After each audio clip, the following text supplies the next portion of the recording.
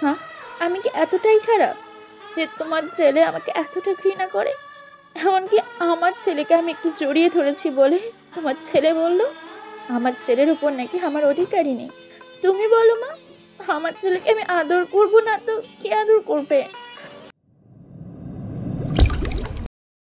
আমি আজ 2 মাস পর জেল থেকে বের হয়েছি। আসলে আমাকে জামিন করে বের করা হয়েছে।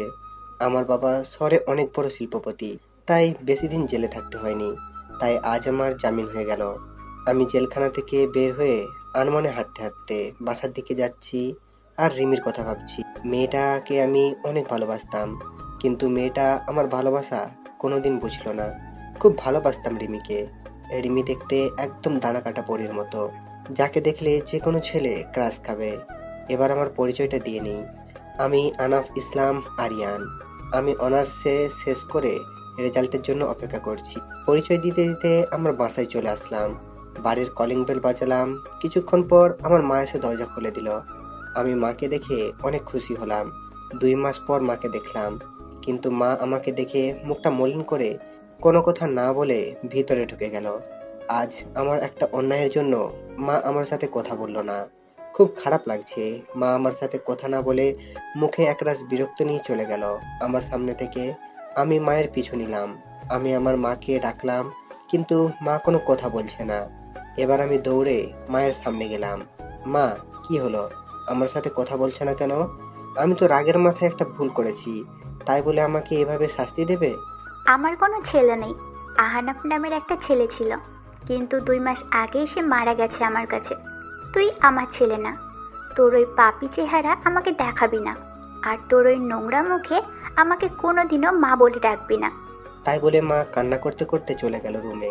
এবার মায়ের কথা শুনে আমার 2 চোখ বেয়ে অযোধ্যারে পানি পড়তে লাগলো। শেষ পর্যন্ত আমার মা আমাকে দূরে ঠেলে দিল। খুবই কষ্ট হচ্ছে, তাই রুমে এসে দরজা বন্ধ করে অনেকক্ষণ কান্না করলাম। কান্না করতে করতে কখন যে ঘুমিয়ে পড়েছি নিজেই জানি না। ঘুম ভাঙলো দরজার ঠক ঠক শব্দে। আমি উঠে দরজা খুলে দিলাম। দরজা খুলে দেখি বাবা দাঁড়িয়ে আছে। আমি বাবাকে দেখে কান্না করে দিলাম আর বাবাকে জড়িয়ে ধরলাম। আসলে বাবার সাথে আমি খুব ফ্রি ছিলাম। কান্না করিস না, সব ঠিক হয়ে যাবে। আর কাল থেকে তুই অফিসে জয়েন করবি, তারপর দেখবি সব ঠিক হয়ে যাবে। আচ্ছা বাবা, তুমি যা বলবে তাই হবে। আর একটা কথা তোকে না জানিয়ে আমি বড় একটা সিদ্ধান্ত নিয়েছি। আশা করি তুই আমার কথা রাখবি। বলো বাবা, আমি তোমার সব কথা রাখবো। আমি তোর সাথে রিমির বিয়ে ঠিক করেছি, কারণ তোর জন্য রিমির জীবন নষ্ট হোক আমি তা চাই না। তাই আমি এই সিদ্ধান্তটা নিয়েছি। তুমি যা ভালো বোঝো তাই করো। আপনারা ভাবছেন এই রিমিটাকে? আসুন, 2 মাস আগের কাহিনী বলছি। সকালে ঘুমিয়ে আছি, হঠাৎ ফোনের শব্দে ঘুম ভেঙে গেল। আমি বিরক্ত হয়ে ফোনটা রিসিভ করলাম। দেখি আমার বন্ধু ফোন দিয়েছে। আমার বন্ধুর নাম রাজু। ওই শালা, এত সকালে ফোন দিয়ে আমার আরামের ঘুম নষ্ট করলি কেন রে? আরে রাখ তোর আরামের ঘুম। আর এদিকে রিমি ভাবি অন্য একটা ছেলের সাথে এক রিক্সায় কলেজে যাচ্ছে। তুই তাড়াতাড়ি কলেজে চলে আয়। রাজুর মুখে রিমির কথা শুনে আমার নিমেষেই ঘুম উধাও হয়ে গেল। আমি তাড়াতাড়ি উঠে ফ্রেশ হয়ে কলেজের জন্য রওনা দিলাম। আসুন, রিমির সাথে পরিচয় করে দিই। রিমি আমাদের কলেজের 2য় বর্ষের ছাত্রী। আমি রিমিকে 2 বছর ধরে ভালোবাসি। রিমিকে অনেকবার প্রপোজ করেছি, কিন্তু রিমি রাজি হয়নি। রিমিকে আমি অনেক ভালোবাসি, যা রিমিকে কেউ এরকমভাবে ভালোবাসতে পারবে কিনা আমার জানা নেই। পরিচয় দিতে দিতে কলেজে চলে আসলাম। এসে দেখি রিমি একটা ছেলের পাশে বসে আছে আর হেসে হেসে কথা বলছে। আমার মাথায় প্রচণ্ড রাগ উঠে গেল। আমি সোজা গিয়ে রিমির পাশে বসা ছেলেটির শার্টের কলার ধরে সোজা নাকে একটা ঘুষি মারলাম। আর ছেলেটা নাকে হাত দিয়ে সোজা মাটিতে বসে পড়ল। ওই, তোরে বলছি না কোনো ছেলের সাথে যেন না মিশতে? তারপরে তুই কেন এই ছেলের সাথে কথা বলেছিস? হুম? আপনি ওকে মারলেন কেন? আপনি জানেন ছেলেটি কি হয় আমার? ও আমার কাজিন হয়। আসলে আপনাদের মতো এমন বকাটেদের জন্য না আমাদের মতো মেয়েরা আজ অসুরক্ষিত। আপনি একটা বকাটে, আর যাই হোক আপনাকে ভালোবাসা যায় না। রিমি, আমি সরি। আমি তোমাকে অনেক ভালোবাসি, আর সেই জন্য তোমার পাশে আমি কাউকে সহ্য করতে পারি না। প্লিজ আমাকে ক্ষমা করে দাও। আমি কোনো রাস্তার বকাটে মাস্তানকে ভালোবাসতে পারবো না, যে কিনা রাস্তার কুকুরদের মতো মেয়েদের পেছনে পড়ে থাকে। তাই বলে রিমি চলে গেল কলেজ থেকে। রিমির কথা শুনে খুব কষ্ট হতে লাগলো। যাকে আমি নিঃস্বার্থভাবে ভালোবাসলাম, সে আমাকে রাস্তার কুকুর বলল। কিন্তু হঠাৎ করে মাথায় প্রচণ্ড রাগ উঠে গেল। আমাকে রাস্তার বখাটে মাস্তান বলল। আমি যদি বখাটে মাস্তান হই, তাহলে বখাটের মতোই রিমির ভালোবাসা আদায় করে নেব। কাল রিমিকে দেখাবো বখাটেরা কিভাবে ভালোবাসে। পরের দিন সকালে রিমির জন্য অপেক্ষা করছি রাস্তায়। আজ রিমিকে বখাটে বলার শাস্তি পেতে হবে। কিছুক্ষণ পর রিমি আসলো, তবে আজ একা এসেছে। আমি কোনো কথা না বলে রিমিকে জোর করে তুলে নিয়ে বাইকে বসিয়ে প্রচণ্ড স্পিডে বাইক চালিয়ে একটা পুরনো ভাঙা ঘরে নিয়ে চলে আসলাম। আসার সময় রিমি অনেক চিৎকার করছিল আর অনেক ভয় পেয়ে গেছিল। রিমি, দেখো, আমি তোমাকে অনেক ভালোবাসি। তোমাকে আমি কোনো হার্ট করতে চাই না। তোমাকে আমি 2 বছর ধরে ভালোবাসি। কোনোদিন তোমার সাথে খারাপ ব্যবহার করিনি। তাহলে কেন আমাকে ভালোবাসতে পারবে না? তুমি বকাটে মাস্তান, তা তোমার আচরণেই বোঝা যায়। তুমি যদি আমি সত্যি ভালোবাসতে, তাহলে আমাকে এমনভাবে তুলে নিয়ে আসতে পারতে না। কারণ এগুলো রাস্তার বকাটেগুলোই পারে এমন কাজ করতে, যার কারণ তারা তার মা বাবা ঠিকভাবে কোনোদিন শাসনই করেনি। তুমি এইরকম, তাহলে তোমার মা বাবা কিরকম হবে আল্লাহই জানে। এবার মাথায় রাগ উঠে গেল। তুই আমাকে যা বলার বল, কিন্তু আমার মা বাবাকে তুই কেন মাঝখানে তুললি কেন? আমি এবার রিমিকে একটা শরীরের সব শক্তি দিয়ে রিমিকে একটা চড় মারলাম, আর রিমি পাশে পড়ে গেল। আমি তখন রিমির কাছে গিয়ে রিমির শরীর থেকে ওড়না ছুঁড়ে ফেলে দিয়ে রিমির ওপর শারীরিক অত্যাচার করলাম। আমাদের ভাষায় যাকে বলে ধর্ষণ। হ্যাঁ, আমি রিমিকে ধর্ষণ করেছি। আমাকে বখাটে বলে, মাস্তান বলে, আমার মা বাবাকে গালি দেয়। রিমি আমাকে আটকানোর অনেক চেষ্টা করেছিল, কিন্তু পারেনি। আমার শক্তির সাথে রিমি আমার পা পর্যন্ত ধরেছিল, কিন্তু আমার সেই সময় মাথায় প্রচণ্ড রাগ উঠেছিল। রিমি একভাবে কান্না করেই যাচ্ছে। কিছুক্ষণ পর সেখানে কিছু মানুষ আসলো। হয়তো রিমির চিৎকার শুনে মানুষ চলে এসেছে। মানুষগুলো আমাকে একসময় মারতে লাগলো। তারপর আমার আর কিছু মনে নেই। যখন জ্ঞান ফিরে, তখন আমি নিজেকে জেলখানায় আবিষ্কার করলাম। তারপর আমার বাবা আসলো। বাবা সব কাহিনী শুনতে চাইলো। বাবাকে আমি সব খুলে বললাম। বাবা বলল, তুই চিন্তা করিস না, আমি তোকে যত তাড়াতাড়ি সম্ভব জামিন করে নিয়ে যাব। আমি জেলে থাকতে রিমির আর কোনো খোঁজ খবর পাইনি। এমনকি আমার মা আমাকে দেখতে আসেনি। বাবা মাঝে মাঝে আসতো আমাকে দেখতে, আর তার 2 মাস পর জামিন হয়ে যায়। আর তারপরেই কাহিনী সব আপনারা তো জানেনই। পরের দিন ঘুম থেকে উঠে ফ্রেশ হয়ে গুছিয়ে অফিসে যাওয়ার জন্য প্রস্তুতি নিচ্ছি। সব কিছু গুছিয়ে নিচে এসে দেখি মা বাবা সবাই একসাথে নাস্তা করছে। আমি যেই নাস্তা করার জন্য টেবিলে বসতে যাব, তখনই আমার মা নাস্তা রেখে উঠে চলে গেল। নিজের প্রতি খুব খারাপ লাগছে। আমার জন্য মা নাস্তা না করে উঠে চলে গেল। মা আমার সাথে কথা বলা বন্ধ করে দিয়েছে। তারপর আমিও নাস্তা না করে বাবার সাথে অফিসে চলে গেলাম। অফিসে এসে সবার সাথে পরিচয় হয়ে নিলাম। দিনটা খুবই ভালো কাটলো। হঠাৎ করে বাবা আমার ডেস্কে আসলো। আগামী শুক্রবার তোর বিয়ে, প্রস্তুতি নিয়ে রাখিস। দেখতে দেখতে শুক্রবার চলে আসলো। কোনো আয়োজন বাদেই বিয়ে হয়ে গেল। শুধু 2 পরিবারের মানুষ ছিল, আর কেউ ছিল না। আমি এখন বাসর ঘরের সামনে দাঁড়িয়ে আর ভাবছি রিমির সামনে কোন মুখ নিয়ে যাব। রিমি কোনোদিন মেনে নিতে পারবে আমাকে? তারপর 3 টাকার সাহস নিয়ে রুমে ঢুকে পড়লাম। কারণ রিমিকে বিয়ে করার ব্যাপারে কোনো আপত্তি ছিল না, কারণ রিমিকে আমি ভালোবাসতাম। আর আমার রাগের কারণে রিমির জীবনটা নষ্ট হয়ে গেল। রুমে ঢুকে দেখি রিমি বসে বসে কান্না করছে। আমি রুমের পাশে বসতে যাব, তখনই রিমি আমাকে এক ঝটকায় সরিয়ে দিয়ে বলল, তুই আমার পাশে আসবি না। তোর জন্য আমার জীবন নষ্ট হয়ে গেছে। তোর জন্য আমার বাবা মার সম্মান নষ্ট হয়ে গেছে। তোকে আমি কোনো দিন ক্ষমা করব না, আর তোকে স্বামী হিসেবে কোনো দিন মানব না। তুই কোনোদিন আমার কাছে স্বামীর অধিকার দেখাতে আসবি না। রিমি, আমি তোমাকে এর আগেও ভালোবাসতাম, আর এর পরেও ভালোবাসবো। সেদিন রাগের মাথায় ওইসব কাজ করেছি। প্লিজ আমাকে ক্ষমা করে দাও। আমার ঘুম আসছে, ঘুমাবো। আর রাস্তার বকাটে মাস্তানের সাথে আমি এক খাটে ঘুমাতে পারবো না। আর যদি আবার রাগ হয়, তাহলে আবার আমাকে রাস্তার কুকুরের মতো ভোগ কর। সেটা তো তুমি খুব ভালোভাবেই পারো। তাই বলে রিমি ঘুমিয়ে পড়ল, আর আমি নিচে বিছানা পেতে ঘুমিয়ে পড়লাম। রিমি আমাকে কোনোদিন মেনে নেবে না, সেটা আমি জানতাম। কিন্তু রিমি কেন বোঝে না যে আমি রিমিকে অনেক ভালোবাসি। রিমি বিছানায় শুয়ে পড়ল, আর আমি নিচে একটা চাদর আর বালিশ নিয়ে শুয়ে পড়লাম। সকালে ঘুম থেকে উঠে দেখি রিমি এখনো শুয়ে আছে, কিন্তু রিমি অনেক চেঞ্জ হয়ে গেছে। আগে মেয়েটা অনেক সুন্দর ছিল, এই 2 মাসে রিমি অনেক শুকিয়ে গেছে। মনে হয় নিজের শরীরের যত্ন নেয় না। রিমি নড়াচড়া করছে, মনে হয় ঘুম থেকে এখনই উঠে পড়বে। তাই আমি তাড়াতাড়ি বাথরুমে ঢুকে পড়লাম ফ্রেশ হতে। ফ্রেশ হয়ে বাইরে বেরিয়ে দেখি রিমি হাঁটু ভাঁজ করে বিছানার উপর মাথা নিচু করে বসে আছে। কি হয়েছে রিমি, তুমি এমনভাবে বসে আছো কেন? ফ্রেশ হবে না? এবার রিমি মাথা তুলল, দেখি রিমি কান্না করছে। মুহূর্তের মধ্যেই মনটা খারাপ হয়ে গেল। আমি কান্না করি আর যাই করি, আপনাকে না দেখলেও চলবে। যে মানুষটা আমার সব কিছু শেষ করে দিয়েছে, আমার স্বপ্ন, আশা, ইজ্জত, যে মানুষটা নিমেষেই শেষ করে দিয়েছে, তার সাথে আমার এক রুমে থাকতে হচ্ছে। কতটা ঘৃণা করি আপনাকে জানেন আপনি? আপনাকে দেখলে আমার মনে হয় নিজেকে শেষ করে দিই। আর আজ পরিস্থিতির কারণে আপনি আমার স্বামী, তাই আমি আমার মতো থাকবো, আপনি আপনার মতো। আর যদি রাস্তার কুকুরের মতো যদি আবার আমাকে ভোগ করতে চান তাহলে করতে পারেন, কারণ বিয়ের আগে আপনি একটা মেয়েকে বেঁচে থাকার সম্বলকে ছিনিয়ে নিয়েছেন। তাই আপনাকে আমি ঘৃণা করি আর সারা জীবন ঘৃণা করব। আমি কোনো কথা না বলে সোজা বাইরে চলে আসলাম। কিছুক্ষণ হেঁটে বাসায় আসলাম আর ভাবতে লাগলাম রিমিকে কোনোদিন ইচ্ছার বিরুদ্ধে স্পর্শ করব না। মেয়েটা এই 2 মাস অনেক অপমান সহ্য করতে হয়েছে, তাই রিমি যেন সুখী থাকে, তাই তাকে তার মতো থাকতে দেব। বাসায় এসে দেখি মা আর রিমি রুমে রান্না করছে। মা আর রিমি তারা দুজনে হেসে হেসে কথা বলছে।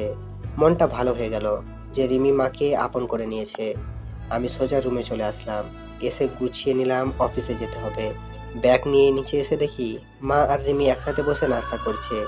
আমি একটু না অনেক অবাক হলাম, কারণ মা আমাকে ছাড়া কোনোদিন নাস্তা করেনি। খুব কষ্ট হতে লাগলো। দেখলাম আমার নাস্তাটা টেবিলের একপাশে রাখা আছে।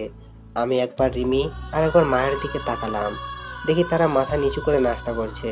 আমার ভীষণ রাগ হতে লাগলো, কারণ তারা আমাকে একবারও ডাকলো না নাস্তা করতে। তাই আমি নাস্তা না করেই অফিসে চলে গেলাম। গিয়ে আব্বুর সাথে সব কিছু দেখাশোনা করতে থাকতাম। আর এখন আর বন্ধুদের সাথে তেমন বেড়াই না। দুপুরে লাঞ্চ টাইমে আমি আর বাবা গাড়িতে করে বাসায় আসলাম দুপুরের খাবার খেতে। আমি আর বাবা টেবিলে বসলাম। দেখলাম বাবাকে প্লেটে ভাত সব কিছু এগিয়ে দিচ্ছে মা আর রিমি, কিন্তু আমার সামনে কেউ কিছু দিচ্ছে না। সবাই দুপুরের খাবার খাওয়া শুরু করে দিল, কিন্তু আমার উপর কারো কোনো নজর নেই।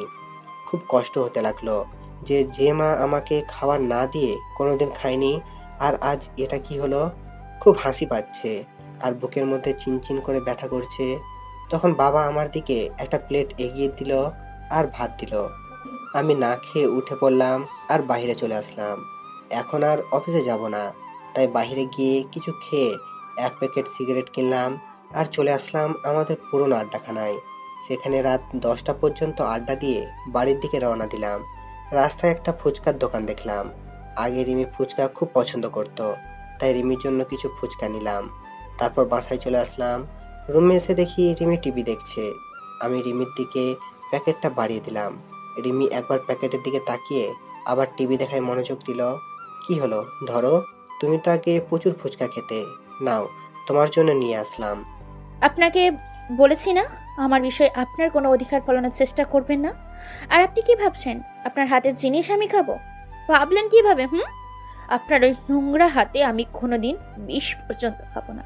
যে একটা মেয়ের সম্মান দিতে পারে না তার হাতের জিনিস খেলে আমার পাপ হবে। যত সব রাস্তার কুকুর, বকাটে মস্তান। আবার আপনাকে গালি দিলাম। এখন তো আর জোর করে কোনো মেয়েকে ধর্ষণ করতে হবে না, আর সে চাইলেই আর আটকাতে পারবে না। আমি আর কোনো কথা বললাম না। প্যাকেটটা টেবিলের উপর রেখে আমি ফ্রেশ হতে চলে গেলাম। ফ্রেশ হয়ে এসে দেখি রিমি ঘুমাই পড়েছে। আমি কিছুক্ষণ রিমির দিকে তাকিয়ে শুয়ে পড়লাম, কারণ রিমি যতই আমাকে গালাগালি দিক, এসবের জন্য দায়ী তো আমিই। আর আমি রিমিকে অনেক ভালোবাসি। এভাবে কিছুদিন চলে গেল। এই কয়দিন মা আমার সাথে একবারও কথা বলেনি, আর রিমির সাথে কথা বললেই গালাগালি দিত আর অবহেলা করত। আমি আর সহ্য করতে পারতাম না আপনজনের অবহেলাগুলো।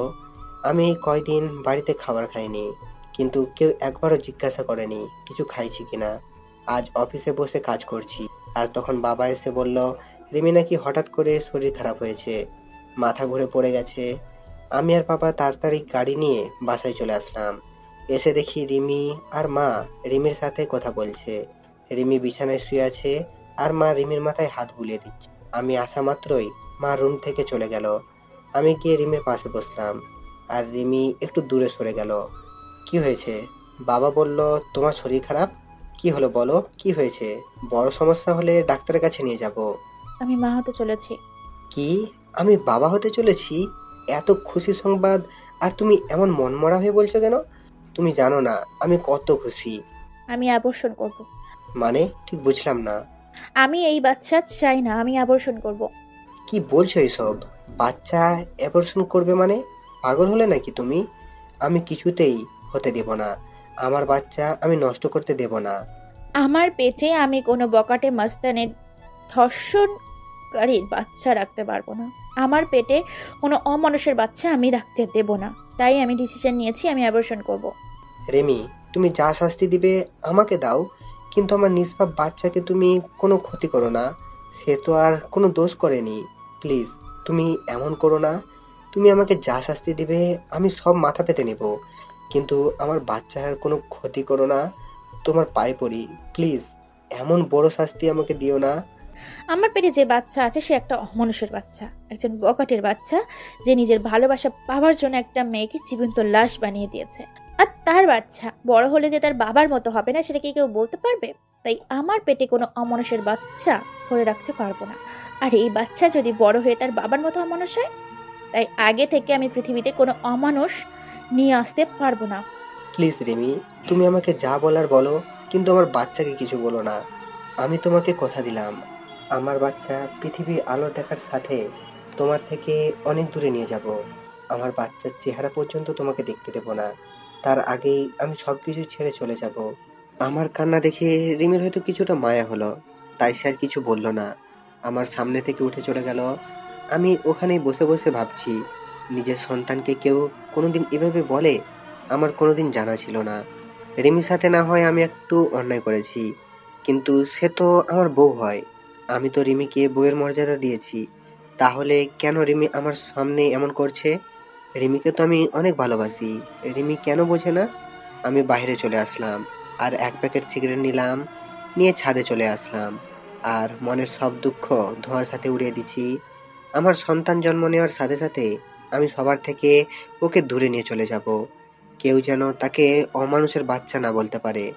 রিমি তো আমার সন্তানকে কোনোদিন মেনে নেবে না, তাই সবারই বোঝার আগে আমি আমার সন্তানকে নিয়ে অনেক দূরে চলে যাব।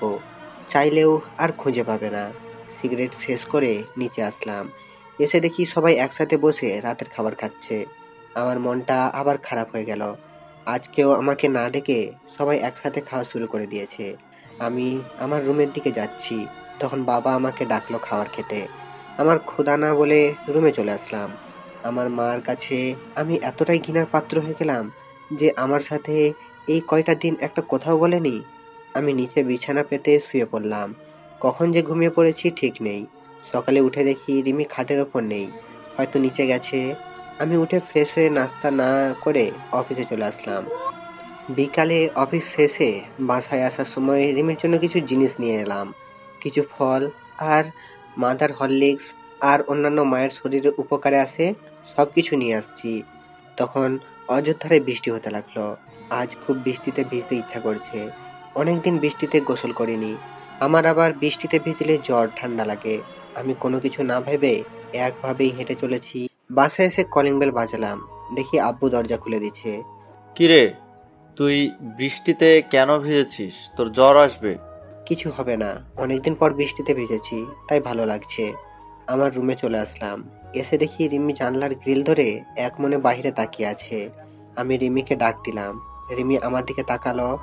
আমি রিমির হাতে ফল আর হরলিক্সের প্যাকেটটা দিতে যাব, তখনই রিমি চিৎকার করে রেগে বলল, আপনাকে এসব আনতে বলেছে কে?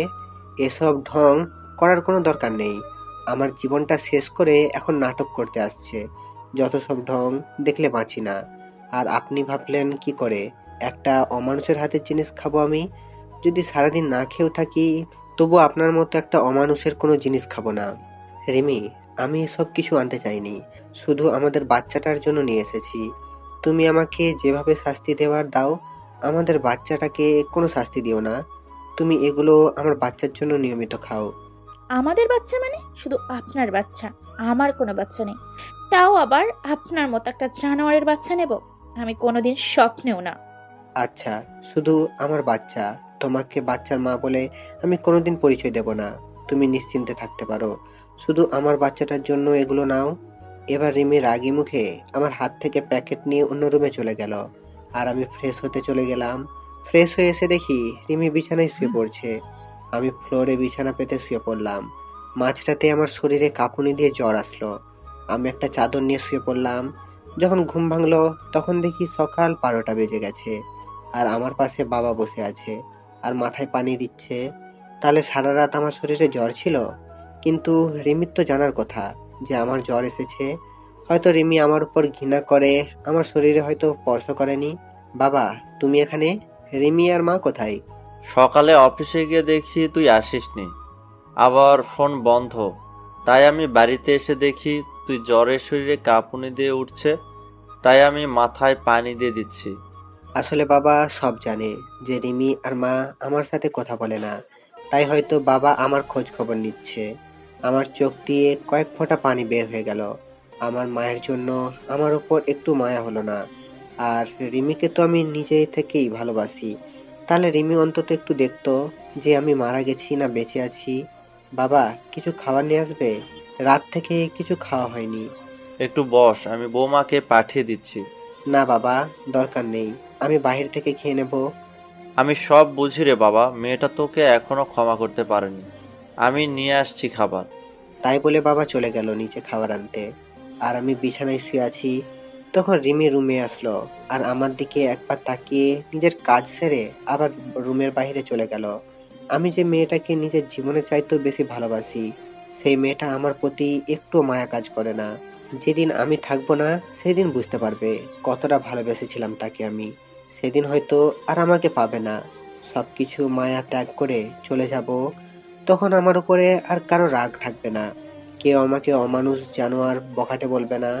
তারপর বাবা আমাকে খাবার দিয়ে গেল, আমি খেয়ে নিলাম। তারপর বিকেলের দিকে একটু শরীরটা ভালো হলো। আমি আস্তে আস্তে উঠে বাইরে চলে আসলাম আর কিছু খেয়ে নিলাম। এভাবে চলে গেল 2 দিন। এই 2 দিন আমার শরীরে হালকা জ্বর ছিল। কিন্তু মা, রিমি কেউ আমাকে দেখেনি। সবাই অবহেলা করেছে। এখন কেমন যেন নিজেকে শেষ করে দিতে ইচ্ছা করছে। নিজের আপনজনের এমন অবহেলা সহ্য হচ্ছে না। আমি বাসার খাবার খুবই কম খাই, বেশিরভাগই বাইরে খাই। আজ আবার একটু অফিসে আসলাম। এসে কিছু কাজ করে বাসায় আসার সময় রিমির জন্য কিছু জিনিস কিনলাম, যাতে আমার বাবুটা রিমির ভেতরে সুস্থ থাকে। মা আমার সাথে একদম কথা বলা বন্ধ করে দিয়েছে। আমি আগ বাড়িয়ে কথা বলতে গেলেও মা কথা বলে না। আর রিমি আমার সাথে যখনই কথা বলতে আসে তখনই রাগ দেখিয়ে আর গালাগালি করে। এভাবে চলে গেল 7 মাস। এখন রিমি একটু একটু করে নিজের শরীরের ওপর যত্ন নেওয়া শুরু করেছে। হয়তো নিজের সন্তান, তাই একটু মায়া হচ্ছে। এখন রিমি যা যা প্রয়োজন সব বাবাকে বলে, আর বাবা আমাকে বলে, আমি সেগুলো নিয়ে আসি। মাঝে মাঝে দেখি রিমি নিজের পেটে আলতো করে হাত বুলায় আর নিজে নিজে কথা বলে।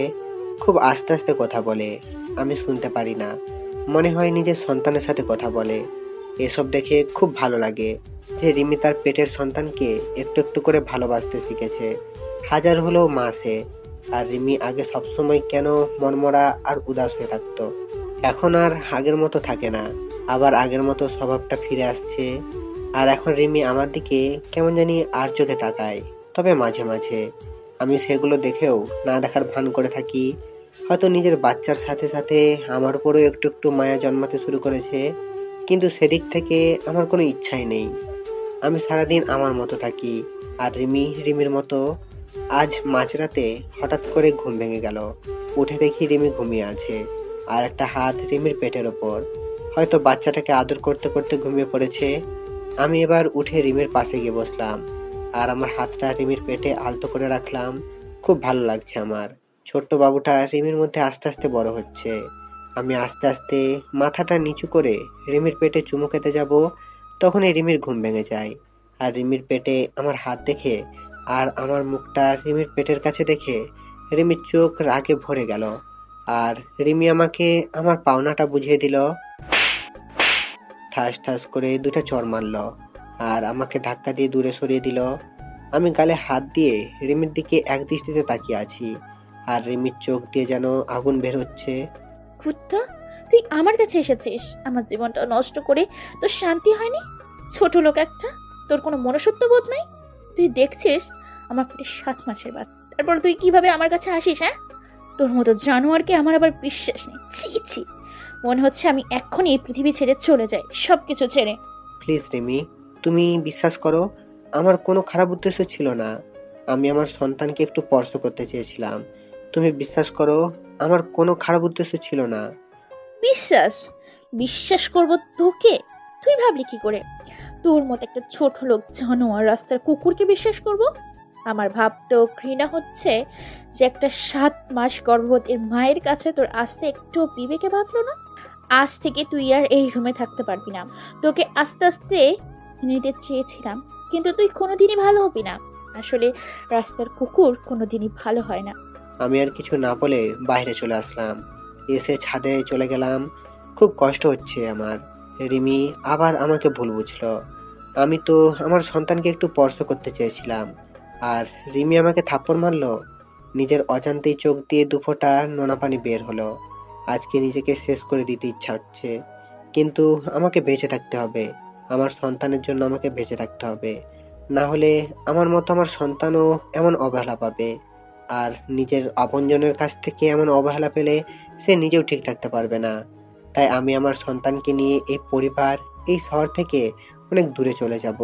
চাইলেও কেউ আর খুঁজে পাবে না। সারা রাত এভাবে ছাদে কাটিয়ে দিলাম। রিমির কথা ভাবতে ভাবতে কখন যে সকাল হয়ে গেছে ঠিক খেয়াল করিনি। সকালে নিচে চলে আসলাম, এসে সোজা মায়ের রুমে চলে গেলাম। দেখি মা বসে আছে। আমি মায়ের কাছে গিয়ে মায়ের সামনে হাঁটু গেড়ে বসে পড়লাম। মা, কেন তুমি আমার সাথে এমন ব্যবহার করছো? কেন আমায় অবহেলা করছো? তুমি তো জানো আমি অবহেলা একদম সহ্য করতে পারি না।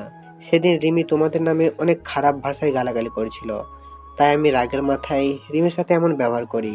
চাইলে তুমি আমাকে মারতে পারো, আর যদি না শাস্তি দাও তাহলে তুমি একবার বলো যে এ বাড়ি থেকে চলে যেতে। আমি সবকিছু ছেড়ে চলে যাব, আর কোনোদিন তোমার এই শয়তান ছেলের মুখ দেখতে দেব না। তোর সাথে আমার কোনো কথা নেই। আমি আগেই বলেছি, আমার ছেলে সেদিনই মারা গেছে আমার কাছে, যেদিন সে ওরকম একটা নোংরা কাজ করেছিল। আর আমি কারোর মা না, আমার কোনো ছেলে নেই। তুই যেখানে পারিস সেখানে চলে যা, আমার কিচ্ছু যায় আসে না। ঠিক আছে মা, আমি আর কোনোদিন তোমাকে মা বলে ডাকবো না। আমি চলে যাব, সবাইকে ছেড়ে চলে যাব। তখন এই শয়তানটার চেহারা তোমাকে আর দেখতে হবে না, আর কোনো অমানুষ তোমাকে মা বলে ডাকবে না। আমি মায়ের রুম থেকে চলে আসলাম নিজের রুমে। রুমে ঢুকে দেখি রিমি বাথরুমে ফ্রেশ হচ্ছে। আমি তাড়াতাড়ি গুছিয়ে নিলাম অফিসে যাওয়ার জন্য, যাতে রিমির ফ্রেশ হওয়ার আগে আমি অফিসে চলে আসতে পারি। রিমির বাথরুম থেকে বের হওয়ার আগেই আমি অফিসে চলে আসলাম। বাইরে থেকে কিছু নাস্তা করে অফিসে প্রবেশ করলাম। সারাদিন অফিস করে বিকালে যখন ছুটি হলো, তখন ভাবলাম এখন বাসায় গেলে রিমি মা হয়তো আমাকে দেখে আবার বিরক্ত হতে পারে। তাই একটু পার্কে বসে বন্ধুদের সাথে আড্ডা দিয়ে রাত 12টার সময় বাসায় আসলাম। বাসায় এসে অন্য রুমে ঘুমাতে চলে গেলাম। আজ আর নিজের রুমে ঘুমাতে যাইনি, কারণ রিমি আমাকে দেখলে আবার রাগ করবে।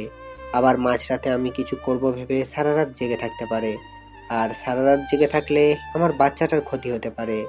তাই আজ অন্য রুমে ঘুমিয়ে পড়লাম। এভাবে আরো 1 মাস চলে গেল। এই 1 মাসে আমি কারোর সাথে কথা বলিনি, মানে কেউ আমার সাথে কথা বলেনি। শুধু বাবা কথা বলতো আমার সাথে। আর কথা বলবে কিভাবে? আমার সাথে এখন কারো দেখা হয় না। খুব সকালে উঠে অফিসে চলে যায়, আর ফিরি অনেক রাত করে। তাই কারো সাথে দেখা হয় না। আর যদিও ভুল করে মা অথবা রিমির সামনে চলে আসে, তখন আমি আমার মাথা নিচু করে চলে আসি। আর এই 1 মাস আমি কোনোদিন বাসার খাবার খাইনি। হয়তো আমার জন্য রান্না করা বন্ধ হয়ে গেছে। একদিন সকালে আমার ঘুম থেকে উঠতে দেরি হয়ে গেছে, তাই আজ আর সকালে বাসা থেকে বের হতে পারিনি। তাড়াতাড়ি ঘুম থেকে উঠে ফ্রেশ হয়ে অফিসে যাওয়ার জন্য তৈরি হয়ে যে রুম থেকে বের হব, তখন দেখি রিমি আমার রুমের দরজার সামনে দাঁড়িয়ে আছে। আমি রিমিকে এক সাইড করে চলে আসতে যাব, তখন রিমি দেখি আমাকে কি বলতে চাইলো। আমি শুনেও না শোনার ভান করে চলে আসলাম। হয়তো বলতে চেয়েছিল যে কিছু ফল আর কিছু হেলদি খাবার কিনে আনার জন্য বলতে চাইছিল। তাছাড়া রিমি আমার সাথে কেন কথা বলবে? তাই আমি অফিসে চলে আসলাম। সারাদিন অফিস করে অফিস শেষে ফলের দোকানে গিয়ে অনেক ফল, মাদার হরলিক্স সব কিছু কিনলাম। কিনে বাবার কাছে গেলাম। বাবার কাছে ফলের প্যাকেটটা দিয়ে বললাম এইগুলো রিমিকে দিতে। বাবা কিছুক্ষণ আমার দিকে তাকিয়ে রইল। বাবা সবকিছু জানে যে মা আর রিমি আমার সাথে কথা বলে না, কিন্তু বাবা কিছু বলতে পারে না, কারণ দোষটা তো আমারই ছিল। তারপর অফিস শেষ করে রাত 11:30-এ বাসায় আসলাম। দেখি সব রুমেই লাইট অফ, মনে হয় সবাই ঘুমিয়ে পড়েছে। আমি আমার রুমে ঢুকে কাপড় চেঞ্জ করে ফ্রেশ হতে চলে গেলাম বাথরুমে। ফ্রেশ হয়ে এসে দেখি রিমি আমার রুমে খাটের উপর বসে আছে। আমি রিমিকে দেখে কিছুটা ভয় পেলাম। রিমি, তুমি এখানে? কোনো সমস্যা হয়েছে? সমস্যা হলে আমাকেও ডাকতে পারতে। তুমি কষ্ট করে কেন এলে? রিমি ভাবছে আমি এতদিন শুধু শুধু মানুষটাকে খারাপ ভেবেছি, কত গালাগালি দিয়েছি, আর সেই মানুষটা আমার সাথে কোনোদিন খারাপ কথা বলেনি, এমনকি আমার ওপর কোনোদিন রাগ পর্যন্ত করেনি। রিমি, কি ভাবছো তুমি? কোনো সমস্যা হয়েছে? আর আমি তো বাবার কাছে সবকিছু কিনে দিয়েছি। কোনো কিছু কিনতে ভুলে গেলে বলো, আমি কাল সকালে ড্রাইভারকে দিয়ে পাঠিয়ে দেব। আহনাবের ডাকে ভাবনা জগৎ থেকে বেরিয়ে আসলাম। না, কিছু হয়নি, সব ঠিক আছে। আপনি রাতে কিছু খেয়েছেন? মনে হয় কিছু খাননি, চলেন আপনাকে খাবার দিই। আমি রিমির কথা শুনে মনে হলো আকাশ থেকে বললাম, রিমি আমাকে খাওয়ার জন্য বলছে। খুব অবাক হলাম। আমার খাওয়া নিয়ে কারো চিন্তা করতে হবে না। আর তুমি এত রাত পর্যন্ত জেগে আছো কেন? শরীর খারাপ করবে। যাও, ঘুমিয়ে পড়ো। আর এতদিন যখন কেউ আমাকে খাবার খেতে ডাকেনি, আর এখন না ডাকলেও চলবে। তুমি ঘুমিয়ে পড়ো। বেশি রাত জাগলে আমার সন্তানের আবার ক্ষতি হতে পারে, আর আমি চাই না আমার জন্য আমার সন্তানের কোনো ক্ষতি হোক। আসলে সেদিন রাতে আপনাকে ওইভাবে দেখে খুব ভয় আর রাগ উঠে গিয়েছিল, তাই আপনার সাথে সেদিন খারাপ ব্যবহার করেছিলাম। এখন আর এগুলো নিয়ে আমি আর ভাবি না। সবকিছু অভ্যাস হয়ে গেছে। এখন আর মনে খারাপ হয় না। তাই বলে আমি চাদর টেনে শুয়ে পড়লাম। আর রিমি মুখটা মলিন করে চলে গেল। আর আমি ভাবতে লাগলাম, রিমি এতদিন পরে আমার সাথে কথা বলল, খুব ভালো লাগছে। রিমি তাহলে আমাকে ফিল করতে শুরু করেছে। কিন্তু আগেকার কথা মনে পড়তেই সবকিছু অন্ধকার হয়ে গেল। রিমির বলা সেই পুরনো কথাগুলো মনে পড়তেই আবার আমার মনটা বিষণ্ণতায় ছেয়ে গেল। আমি তো মাকে কথা দিয়েছি যে সব কিছু ছেড়ে অনেক দূরে চলে যাব, আর মা আমাকে তার ছেলে বলে মানে না। তাহলে আমি কার জন্য এখানে থাকবো? তাই সবকিছু মাথা থেকে ঝেড়ে ঘুমিয়ে পড়লাম। সকালে ঘুম থেকে উঠে ফ্রেশ হয়ে অফিসের জন্য রওনা হব। তখন আবার রিমি আমার রুমে আসলো। আমি সেদিকে কোনো খেয়াল না করে বললাম, এত সকালে ঘুম থেকে উঠেছো কেন? যাও, গিয়ে শুয়ে পড়ো। আর কিছু লাগলে বলতে পারো, বাবার কাছে কিনে পাঠিয়ে দেব। না মানে, আপনি প্রতিদিন খুব সকালে অফিসে চলে যান কেন, তাই জানতে আসলাম। আর সকালে নাস্তাটুকুও করেন না। বাবা তো যায় সকাল 9টার সময়, তাহলে আপনি এত সকাল সকাল যাচ্ছেন কেন? আমি তোমাকে বলেছি না, আমার খাওয়া নিয়ে কারো কোনো চিন্তা করতে মানা করেছি না? এই 1 বছর যেভাবে খেয়ে আসছি, ঠিক এভাবেই সারা জীবন খাবার খেতে পারবো। আর এত সকালে অফিসে যাই কেন, সেটা তুমি ভালো করেই জানো। তোমাকে আর বলার প্রয়োজন মনে করি না। তুমিই তো বলেছিলে যে আপনার এই চেহারা যেন আমাকে আর না দেখান, তাই যতটা সম্ভব চেষ্টা করি না দেখানোর। আবার রিমি দেখি মাথা নিচু করে বসে আছে। হয়তো এমন কথা রিমি আমার কাছ থেকে আশা করেনি। আমি আর এক মুহূর্ত না দাঁড়িয়ে চলে আসলাম বাইরে। নিচে এসে দেখি টেবিলে সব নাস্তা রাখা আছে। হয়তো রিমি আমার জন্যই তৈরি করেছিল। আমি রেস্টুরেন্ট থেকে কিছু নাস্তা করে অফিসে প্রবেশ করলাম। দুপুরের খাবার সময় হয়ে গেল। সবাই লাঞ্চ করতে চলে গেছে। এমনকি বাবাও চলে গেছে বাসায় লাঞ্চ করতে। আর আমি নিজের ডেস্কে বসে আছি। তখনই আমার ফোনটা বেজে উঠল। আমি রিসিভ করলাম। একটা আননোন নাম্বার থেকে ফোন এসেছে। কোনো কাজ নেই, তাই ফোনটা রিসিভ করলাম। হ্যালো, আসসালামু আলাইকুম। ওয়ালাইকুম আসসালাম। কে বলছেন আপনি? আমি রিমি বলছি। আপনি দুপুরে লাঞ্চ করতে বাসায় আসছেন না? আসলে রিমি আমাকে এই প্রথম ফোন দিল তো, তাই নাম্বার আর কণ্ঠ চিনতে পারিনি। আর তার থেকে বেশি অবাক হলাম যে রিমি আমাকে ফোন করে লাঞ্চ করার কথা বলছে। আমি বাহির থেকে লাঞ্চ করে নিয়েছি, মিথ্যা বললাম। আর আমি লাঞ্চ করেছি কি না করেছি তা কেউ না ভাবলে খুশি হতাম। এতদিন যখন কেউ কোনো খোঁজ খবর রাখেনি, তাই এখনো খোঁজ খবর না রাখলে আমি না খেয়ে মরবো না। তাই বলেই আমি ফোন রেখে দিলাম। আর ভাবতে লাগলাম, হঠাৎ করে রিমি এত চেঞ্জ হলো কিভাবে, বুঝলাম না। সকালে নাস্তা করেছি কিনা, দুপুরে লাঞ্চ করেছি কিনা, সব জানতে চাইছে। এর কারণটা কি হতে পারে? হয়তো আমার ওপর হালকা করুণা করছে, কিন্তু আমি কারোর ওপর করুণা হতে চাই না। এতদিন কিভাবে ছিলাম তা একবারও কেউ খোঁজ খবর নেয়নি, তাই এতদিন খোঁজ নেওয়ার কোনো দরকারই নেই। তারপর আমি উঠে গিয়ে বাইরে থেকে লাঞ্চ করে নিলাম। তারপর আবার অফিসে কাজে মনোযোগ দিলাম। অফিস শেষ হয়ে গেল আর আমি বাইরে বের হয়ে আবার প্রতিদিনের কাজ করতে থাকলাম। মানে কিভাবে সময় অপচয় করে রাত 12টার সময় বাসায় যাওয়া যায়। রাত 9টা বাজে, আমি বন্ধুদের সাথে সিগারেট টানছি আর আড্ডা দিচ্ছি। সেই সময় আবার আমার ফোন বেজে উঠল। আমি ফোন হাতে নিয়ে দেখি রিমি ফোন দিছে। আমি ফোন কেটে দিলাম। এভাবে বেশ কয়েকবার ফোন দেওয়ার পর আমি রিসিভ করলাম। হ্যালো, ফোন দিয়েছো কেন? আপনি বাসায় আসবেন না? দেরি আছে বাসায় যাওয়ার। না মানে আর কোনো কিছু বলতে না দিয়ে ফোন কেটে দিলাম। তারপর আবার আড্ডাতে মনোযোগ দিলাম। তারপর 11টার সময় বাসায় আসলাম। এসে কাপড় চেঞ্জ করে ফ্রেশ হতে চলে গেলাম। ফ্রেশ হয়ে এসে আমার রুমে বালকানিতে দাঁড়িয়ে সিগারেট টানছি আর পুরনো কথা ভাবছি। আপনি সিগারেট কেন খাচ্ছেন? জানেন না এসব খাইলে শরীর খারাপ হয়? আমি চমকে উঠলাম। পিছনে তাকিয়ে দেখি রিমি কথাগুলো বলল। আমি সিগারেট খেয়েই বেঁচে আছি, তাই সিগারেটের বিষয়ে আর কোনো কথা না বললে বেশি খুশি হব। প্লিজ ওইটা ফেলে দিন, কাশি হচ্ছে আমার আমার খুব কষ্ট হচ্ছে, প্লিজ ফেলে দিন। দেখলাম রিমি এক হাত পেটে দিয়ে কাশতে লাগলো।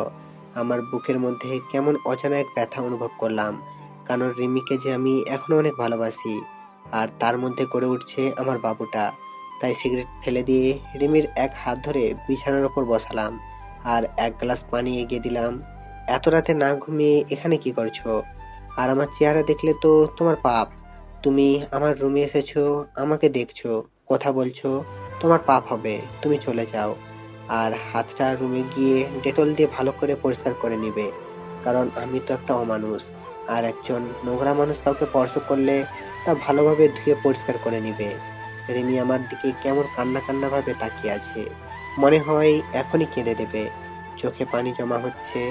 প্লিজ আমাকে আপনি ক্ষমা করে দিন, আপনার সাথে অনেক খারাপ ব্যবহার করেছি, অনেক অবহেলা করেছি, প্লিজ মাফ করে দিন। তুমি কেন মাপ চাইছো? তোমার কোনো দোষ নেই, সব দোষ তো আমার, কারণ আমি তো একটা জানোয়ার, রাস্তার কুকুর, অমানুষ। আর সবচেয়ে বড় অন্যায় করেছি তোমার জীবনটা নষ্ট করে। তুমি আমাকে মাফ করে দাও। তোমার সুন্দর জীবনটা নষ্ট করার জন্য হয়তো তুমি আমার থেকে ভালো কাউকে আশা করেছিলে, কিন্তু তোমার জীবনে আমার মতো একটা অমানুষ আসবে এটা তুমি হয়তো আশা করনি। যা হওয়ার হয়ে গেছে, তুমি এখন গিয়ে ঘুমিয়ে পড়ো। আর তোমার জীবন আগের মতো সুন্দর করে দেওয়ার দায়িত্ব আমার। তুমি আবার আগের মতো চলাফেরা করবে। শুধু আমার বাবুটা বাইরে আসতে দাও, তোমাকে চিরদিনের জন্য সুখী করে দেব। যাও, অনেক রাত হয়ে গেছে, বেশি রাত জাগলে শরীর খারাপ করবে, তাই ঘুমিয়ে পড়ো। আমি রিমির দিকে তাকিয়ে দেখি রিমি কান্না করছে। হয়তো ওর আর বলার কিছু নেই, কারণ এই কথাগুলো রিমি একদিন আমাকে বলেছিল। তারপর আমি আর একটা সিগারেট ধরিয়ে বেলকনিতে চলে আসলাম আর রিমি কান্না করতে করতে চলে গেল নিজের রুমে। পরের দিন আবার একই সময়ে বের হয়ে গেলাম অফিসের জন্য। লাঞ্চের সময় আবার রিমি ফোন দিয়ে বলল যে বাবার সাথে যেন আমি বাসায় আসি লাঞ্চ করতে, কিন্তু আমি যাইনি, কারণ আমাকে দেখলে মা আবার বিরক্ত হতে পারে আর আমি চাই না আমার জন্য মা না খেয়ে থাকুক, তাই আমি আর যাইনি। কিছুক্ষণ পর রিমি আবার ফোন করলো। কি ব্যাপার, আপনাকে না বাবার সাথে বাসায় আসতে বললাম, আসলেন না কেন? আমি দুপুরে এখন খাই না, না খাওয়ার অভ্যাস হয়ে গেছে, আর এখন আবার খাওয়া শুরু করলে অভ্যাসে পরিণত হবে, তাই আমারটা বাদ দিয়ে তোমারটা চিন্তা করো। তারপর আমি ফোন বন্ধ করে নিজের কাজ করতে লাগলাম। অফিস শেষ, আবার আমার আর একটা চাকরি করতে হবে, যেটা হলো সময় নষ্ট কিভাবে রাত 12টা পর্যন্ত বাইরে থাকা যায়। আজ আর ফোন অন করিনি। ঠিক 12টার সময় বাসায় পৌঁছালাম। রুমে ঢুকতেই দেখি রিমি হাজির। আপনার ফোন বন্ধ কেন? কতবার ফোন দিয়েছি জানেন আপনি? কেন এই অমানুষটাকে আবার ফোন দেওয়ার কারণ কি? তোমাকে বলেছি না বেশি রাত জাগতে নিষেধ করেছি না? তারপরও কেন জাগো রাত? হ্যাঁ, রাত জাগলে আমার সন্তান, শুধু আমার সন্তানটার ক্ষতি হতে পারে, তাই বেশি রাত জাগবে না। যাও ঘুমিয়ে পড়ো। রিমি আবার আমার দিকে কাঁদো কাঁদো মুখে তাকিয়ে আছে আমার দিকে। চোখের কোণে পানি জমতে শুরু করেছে। রিমি চোখ মুছে বলল, না আসলে ডেলিভারি আর তো বেশি সময় নেই, আর 1 মাস মতো সময় আছে, তাই বলছিলাম কি এই 1 মাস আমার রুমে ঘুমাবেন। কেন তোমার রুমে কেন? আর তাছাড়া একটা জানোয়ারকে তোমার রুমে থাকলে তোমার সমস্যা হতে পারে। না কোনো সমস্যা হবে না, আরো ভালো হবে, বলা তো আর যায় না। ডেলিভারির পেন উঠে যাবে, আর রাতে কখন কি লাগে যদি ঠিক মতো নিতে না পারি, তাই আর পরে যদি বাচ্চার কোনো প্রবলেম হয়? এবার আমি কিছু বললাম না, কারণ সবার আগে আমার বাবুটা, তারপরে অন্য কেউ। তাই রিমির সাথে রিমির রুমে চলে আসলাম। রিমি বিছানায় ঘুমালো আর আমি সোফায় ঘুমালাম। তারপরে সকালে রিমির ঘুম থেকে ওঠার আগে অফিসে চলে আসলাম।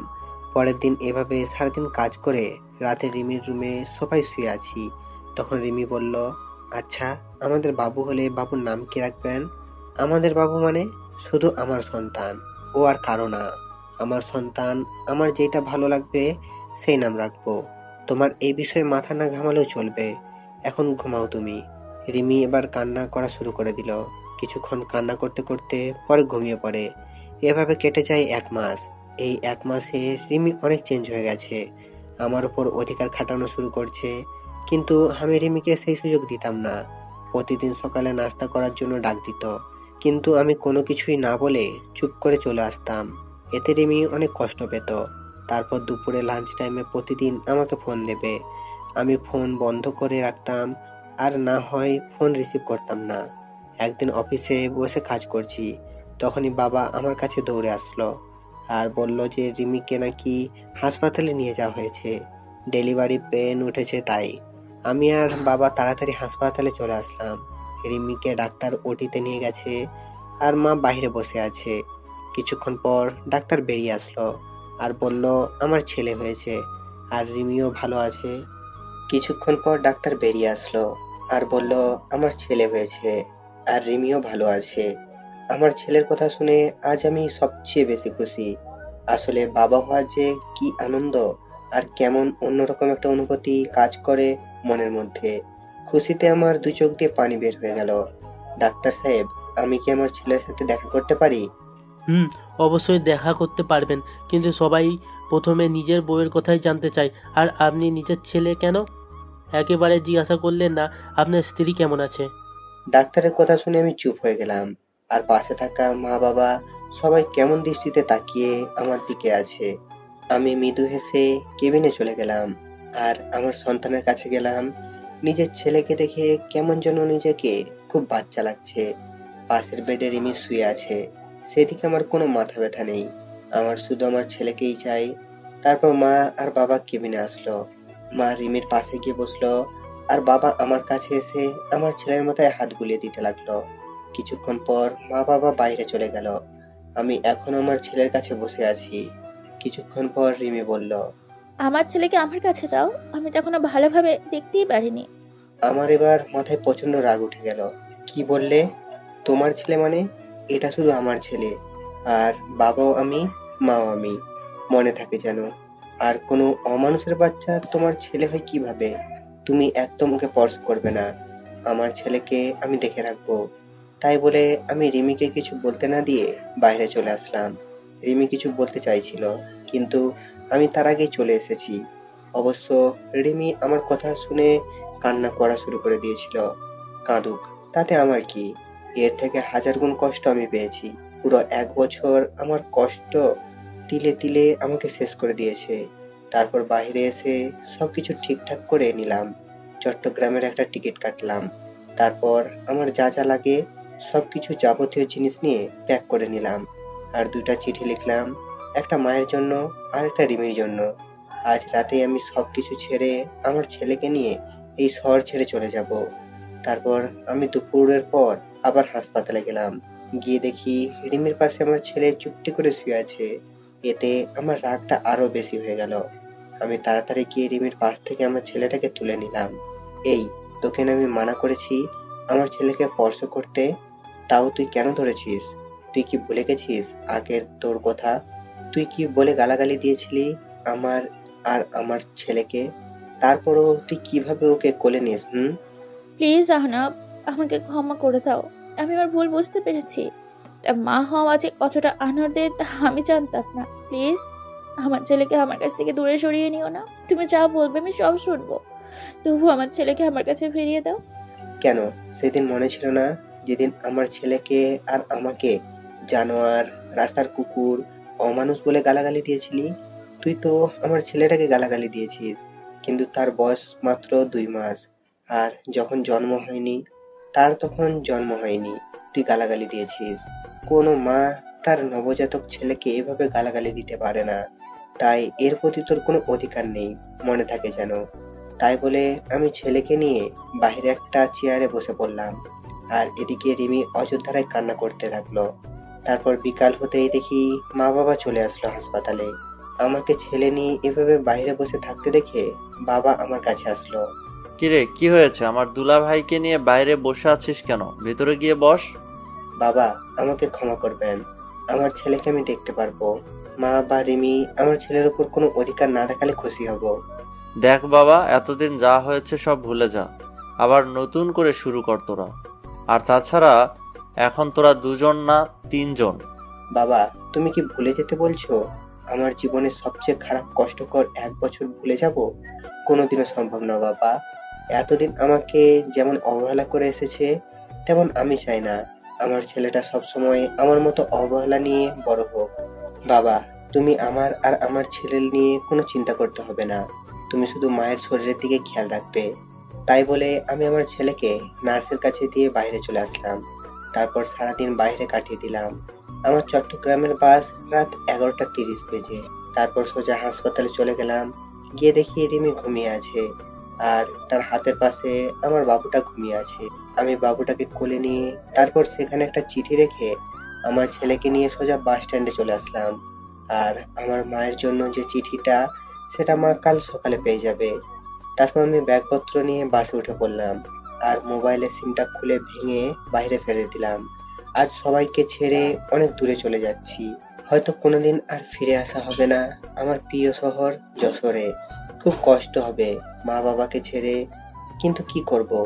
আমার মা আমার সাথে 1 বছর কথা বলেনি, শুধু অবহেলা পেয়েছি। আর রিমিকে তো আমি ভালোবাসতাম। আমি চেয়েছিলাম সবকিছু ভুলে আবার নতুন করে রিমির সাথে সংসার শুরু করব। কিন্তু রিমি আমার নবজাতক বাচ্চাকে অবহেলা করেছে। তার তো কোনো দোষ ছিল না। তাই আমি আর চাই না অবহেলা নিয়ে বেঁচে থাকতে। তাই অচেনা শহরে চলে আসলাম নতুন করে জীবন শুরু করতে। পরের দিন সকালে রিমি ঘুম থেকে উঠে দেখে তার ছেলে নেই, আর সেখানে একটা চিঠি রাখা আছে। এদিকে সকালে আহনাফের মার কাছে একটা চিঠি পৌঁছে দিল একটা অচেনা ছেলে। আহনাফের মা চিঠি পড়তে লাগলো। মা, তুমি যখন আমার চিঠিটা পাবে, তখন হয়তো আমি তোমার থেকে অনেক দূরে চলে এসেছি নতুন করে জীবন শুরু করতে। মা, আমি জানি তোমাদের ছেড়ে থাকতে খুব কষ্ট হবে, কিন্তু তাও আমাকে মানিয়ে নিতে হবে। আমি যে 1 বছর তোমাদের কাছ থেকে অবহেলা পেয়েছি, সেটা আমি সহ্য করতে পারতাম না। মা জানো, খুব কষ্ট হতো। মাঝে মাঝে মনে হতো এই পৃথিবী ছেড়ে চিরতরে চলে যাই। কিন্তু আমি আমার ছেলের জন্য নিজের ক্ষতি করিনি, কারণ আমার যদি কিছু হয়ে যেত, তাহলে আমার মতো আমার ছেলেটাকে এমন অবহেলা নিয়ে বড় হতে হতো। আর আপনজনের অবহেলা করলে কতটা কষ্ট হয় শুধু আমি জানি। তাই আমি তোমাদের ছেড়ে অনেক দূরে চলে যাচ্ছি। আমি তো তোমার কাছে সেই 1 বছর আগে মারা গেছি। তাই আর তোমাদের ছেলে বলে পরিচয় দিতে হবে না। আর আমার এই পাপী নোংরা চেহারা তোমাকে আর দেখতে হবে না। তাই আমি আমার ছেলেকে নিয়ে অনেক দূরে চলে যাচ্ছি মা, যেখানে কোনো অবহেলা নেই। যদি কোনোদিন ভুল করে থাকি, তাহলে ক্ষমা করে দিও মা। ইতি, তোমার অবহেলার পাত্র। আহনাফের মা চিঠিটা পড়া মাত্রই কান্না শুরু করে দিল, আর তাড়াতাড়ি উঠে হাসপাতালে যেতে লাগলো। এদিকে হাসপাতালে আহনাফের দেওয়া চিঠি পড়তে থাকলো। রিমি, তুমি হয়তো জানো না, তোমাকে আগে 2 বছর যেভাবে ভালোবাসতাম, ঠিক সেভাবে এখনো ভালোবাসি। কিন্তু আমার ভালোবাসা তুমি বুঝলে না। মনে করেছিলাম জেল থেকে বের হয়ে আবার তোমাকে বিয়ে করে দুজনে সুখী থাকবো। কিন্তু বিয়ে হলো, আমার সুখী হতে পারলাম না। তুমি যদি চাইতে, তাহলে আমাদের সংসারটা আজ অন্যরকম হতো। কিন্তু তুমি চাওনি, কারণ আমি যে একটা অমানুষ জানোয়ার, তাই না? তুমি তো একদিন বলেছিলে আমার গর্ভে কোনো অমানুষের বাচ্চা ধারণ করতে পারবো না। কিন্তু আমি তোমার প্রতি কৃতজ্ঞ যে আমার ছেলেটাকে তোমার গর্ভে ধারণ করার জন্য। আর তুমি যেদিন আমাকে ভুল বুঝে থাপ্পড় মেরেছিলে, সেদিন জানো কত কষ্ট পেয়েছিলাম। আর তুমি কি বলেছিলে? আমাকে ক্ষমা করে দাও। আমি সেদিন রাগের মাথায় উল্টাপাল্টা বলে ফেলেছি। রেমি, তুমি কি জানো, মানুষ রাগের মাথায় সবসময় সত্যি কথা বলে। আর তাই সেদিন তুমি যা বলেছো হয়তো সব সত্যি। আর আমি তোমার জীবন নষ্ট করেছিলাম। আজ সেই জীবন থেকে আমি চিরদিনের জন্য আমার ছেলেকে নিয়ে চলে যাচ্ছি। তুমি তো একদিন বলেছিলে তোর মতো পাপির চেহারা আমি দেখতে চাই না। তাই আমি তোমার কথা রাখার জন্য চলে যাচ্ছি। আর আমার ছেলেকে আর কোনোদিন অমানুষ বলে গালাগালি করো না। তুমি পারলে যত খুশি গালাগালি আমাকে দিও। আমার ছেলেটাকে আমি কেমন ভাবে গড়ে তুলবো জানি না, কিন্তু তোমাদের মতো অবহেলা করব না যেভাবে তোমরা আমাকে করেছো। তাই আমি চিরদিনের জন্য তোমাদের ছেড়ে চলে যাচ্ছি কোনো এক অজানা শহরে। যদি পারো আমাকে ক্ষমা করে দিও। ইতি, একটা অমানুষ। রিমি আহনাফের চিঠি পেয়ে পাগলের মতো কান্না করতে থাকলো। আর আহনাফ বলে চিৎকার করতে থাকলো। তখনই আহনাফের মা আসলো রুমে। আর রিমি আহনাফের মাকে জড়িয়ে ধরে চিৎকার করে কান্না করতে থাকলো। আর বারবার আহনাফ ফিরে আনো, আমার ছেলেকে ফিরিয়ে দাও বলে চিৎকার করে কান্না করতে থাকলো। আর এদিকে আহনাফ তার ছোট্ট ছেলেকে নিয়ে এক অচেনা শহরে চলে আসলো। কাউকে চিনে না, কোথায় থাকবে আহনাফ নিজেই জানে না। পরের দিন আমি আমার ছেলেটাকে নিয়ে একটা চায়ের দোকানে বসে আছি। আমি হালকা নাস্তা করে আমার ছেলের জন্য দুধ কিনে তাকে কষ্ট করে খাওয়ালাম। অনেক হয়েছে, এবার আমার ছেলের একটা নাম রাখতে হবে। তাই আমার ছেলের নাম আব্দুল আলী সামি রাখলাম, কিন্তু আমি তাকে সামি বলে ডাকবো। আপনারাও ডাকতে পারেন সামি বলে। তারপর দোকানে আর কিছুক্ষণ বসে থাকার পরে হঠাৎ করে দোকানদার বলল, কি ব্যাপার, আপনি এতটুকু বাচ্চা নিয়ে এভাবে ঘুরে বেড়াচ্ছেন কেন? আর বাচ্চার মা কোথায়? আসলে আমি এই শহরে নতুন, তাই কাউকে চিনি না, আর থাকার একটা জায়গাও নেই। তার বাচ্চার মা নেই, আমি তার বাবা মা। তারপর দোকানদার কি যেন ভেবে বলল, আপনি চাইলে আমার বাড়ির পাশে একটা ছোট্ট বাড়ি আছে, আপনাদের দুজনের থাকার জন্য বেশ ভালো জায়গা। আমি দোকানদারের কথা শুনে বেশ খুশি হলাম। আমি আর কিছু না ভেবে তার কথায় রাজি হয়ে গেলাম। তারপর তিনি আমাকে বাসাটা দেখিয়ে দিয়ে চলে গেল আর বলল, আমার বাড়িটা পাশেই। আমি আমার মেয়েকে বলে যাচ্ছি, আপনার যা যা লাগে সব কিছু যেন সে দেখে নেয়, আর কোনো সমস্যা হলে আমার মেয়েকে বলবেন। দোকানদার তাই বলে চলে গেল।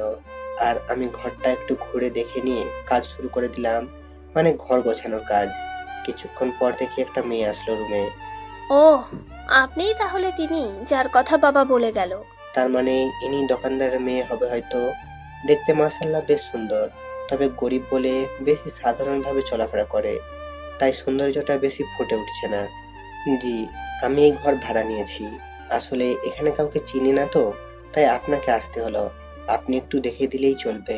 আরে আপনি কোনো চিন্তা করবেন না, আপনার যা যা দরকার বলবেন, আমি দেখিয়ে দেব। আর আমাকে আপনি করে না বলে নাম ধরে ডাকলে খুশি হব।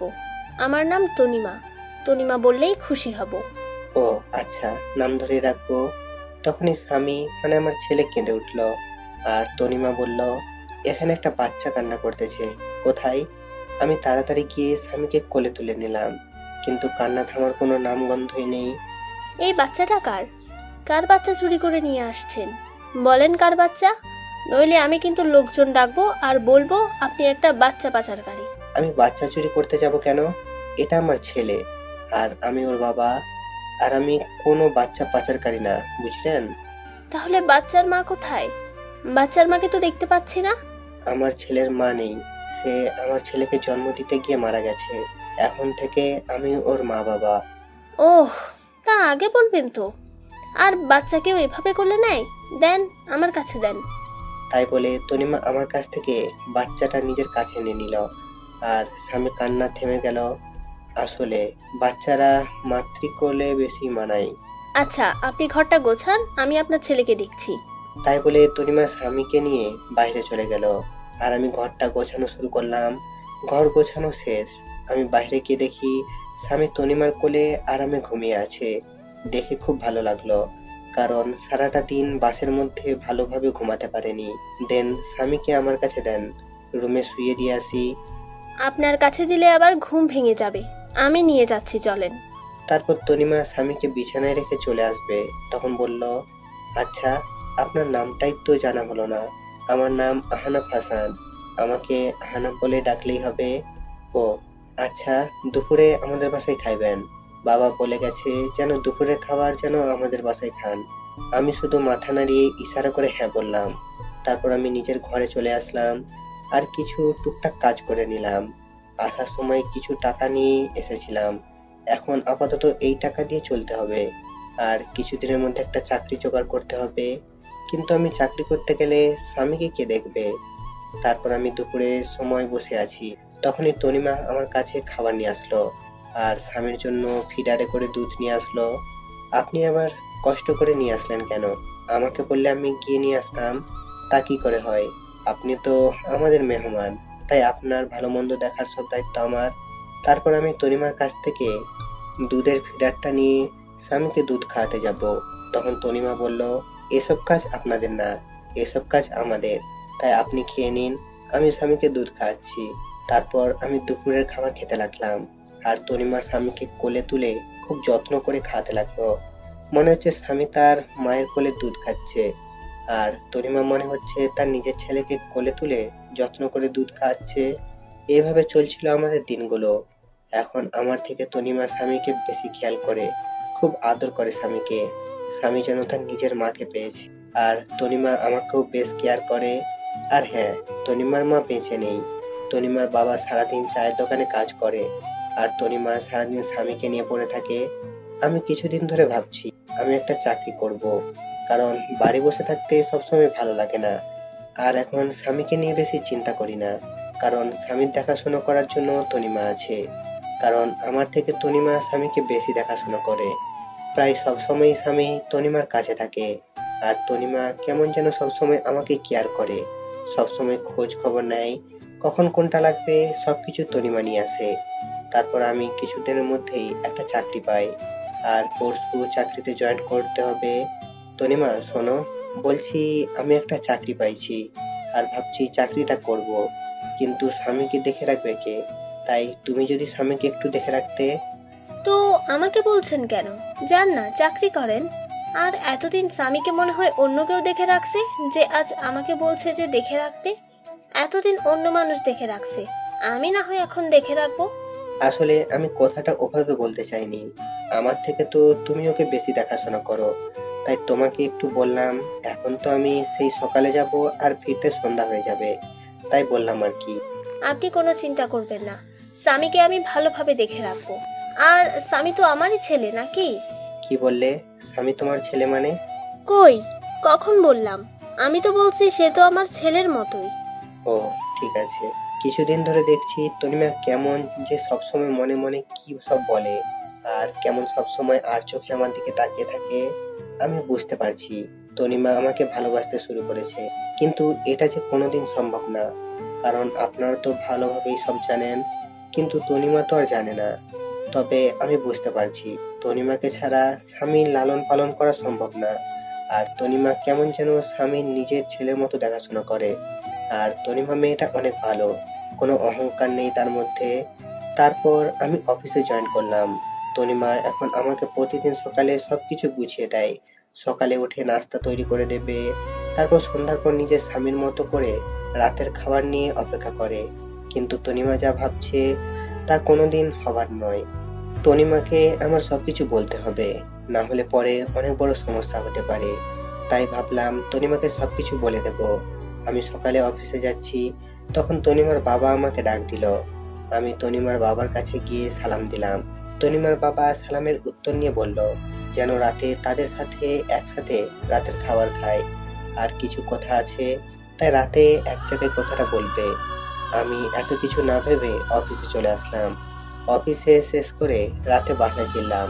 ফ্রেশ হয়ে তনিমার বাবার সাথে একসাথে খেতে বসলাম। তখন তনিমার বাবা বলল, দেখো আফনাফ বাবা, তুমি যেদিন থেকে এখানে এসেছো তুমি দেখছো আমার মেয়েটা কেমন। আর আমার মেয়েটা তোমার ছেলেকে নিজের ছেলের মতো লালন পালন করে, তুমি তো সব জানো। আর আমার মা মরা মেয়ে, তাকে কোনোদিন কষ্ট দেইনি আমি। আর মেয়ের কষ্ট হবে বলে আমি আর বিয়ে করিনি, তুমি তো সব জানো। আর স্বামীর জন্য একটা মা দরকার, আর তুমি কতদিন একা একা থাকবে। তাই বলছিলাম কি আমার মেয়েকে তুমি বিয়ে করে নাও বাবা। খুব টেনশন হয় বাবা, বৃদ্ধ হয়ে গেছি, কখন কি হয়ে যায় বলা যায় না। আমি তনিমার বাবা হিসাবে বলছি না, আমি তোমার ভালোর জন্য বলছি। আঙ্কেল কি বলছেন এসব? আর আমি তনিমাকে কোনোদিন ওই চোখে দেখিনি। আর হ্যাঁ, তনিমা মেয়েটা অনেক ভালো, আমার ছেলেকে নিজের ছেলের মতো ভালোবাসে আর আমারও খুব যত্ন নেয়। কিন্তু এটা সম্ভব না, কথাটা বলার সাথে সাথে তনিমার দিকে তাকালাম। দেখি তনিমা চোখ দিয়ে অযোধ্যায় কান্না করতে করতে বাইরে চলে গেল। তনিমা মনে হয় আমাকে ভালোবাসে, আর তনিমা মনে হয় আমার কাছ থেকে এই কথা আশা করেনি। তাহলে কেন তনিমাকে বিয়ে করতে পারবে না? কি সমস্যা বলো, আমি দেখছি। অনেক সমস্যা আছে আঙ্কেল, আপনি আমার পুরো কাহিনী জানেন না। কেন আমি ছোট্ট একটা বাচ্চাকে নিয়ে কেন এক শহর থেকে অন্য শহরে চলে আসলাম, আমার একটা পুরনো অতীত আছে। আর সেই অতীত শুনলে আপনি আর আমার সাথে আপনার মেয়েকে বিয়ে দিবেন না। তোমার একটা অতীত আছে? কই, তুমি আমাকে তো আগে বলনি। তখন বলার মতো পরিস্থিতি ছিল না, তাই বলিনি। কিন্তু আপনাদের কাছ থেকে আর লুকাবো না, সব বলবো আজ। তারপর আমি তনিমাকে ডাকলাম আর আমার অতীতের পুরো কাহিনী বলতে থাকলাম। তারপর আমি আমার পুরনো অতীত সব খুলে বললাম। দেখি তনিমা কান্না করতে করতে অন্য রুমে চলে গেল, আর তনিমার বাবা কোনো কথা না বলে চলে গেল। তারপর আমি নিজের রুমে চলে আসলাম। দেখি আমার ছেলেটা ঘুমিয়ে আছে। আজ মা বাবা আর রিমির কথা খুব মনে পড়ছে। এতদিনে হয়তো রিমি অন্য কারোর সাথে বিয়ে করেছে, কারণ রিমির কাছে তো আমি একটা খারাপ মানুষ ছিলাম। আর মা মনে হয় আমার উপর এখনো রেগে আছে।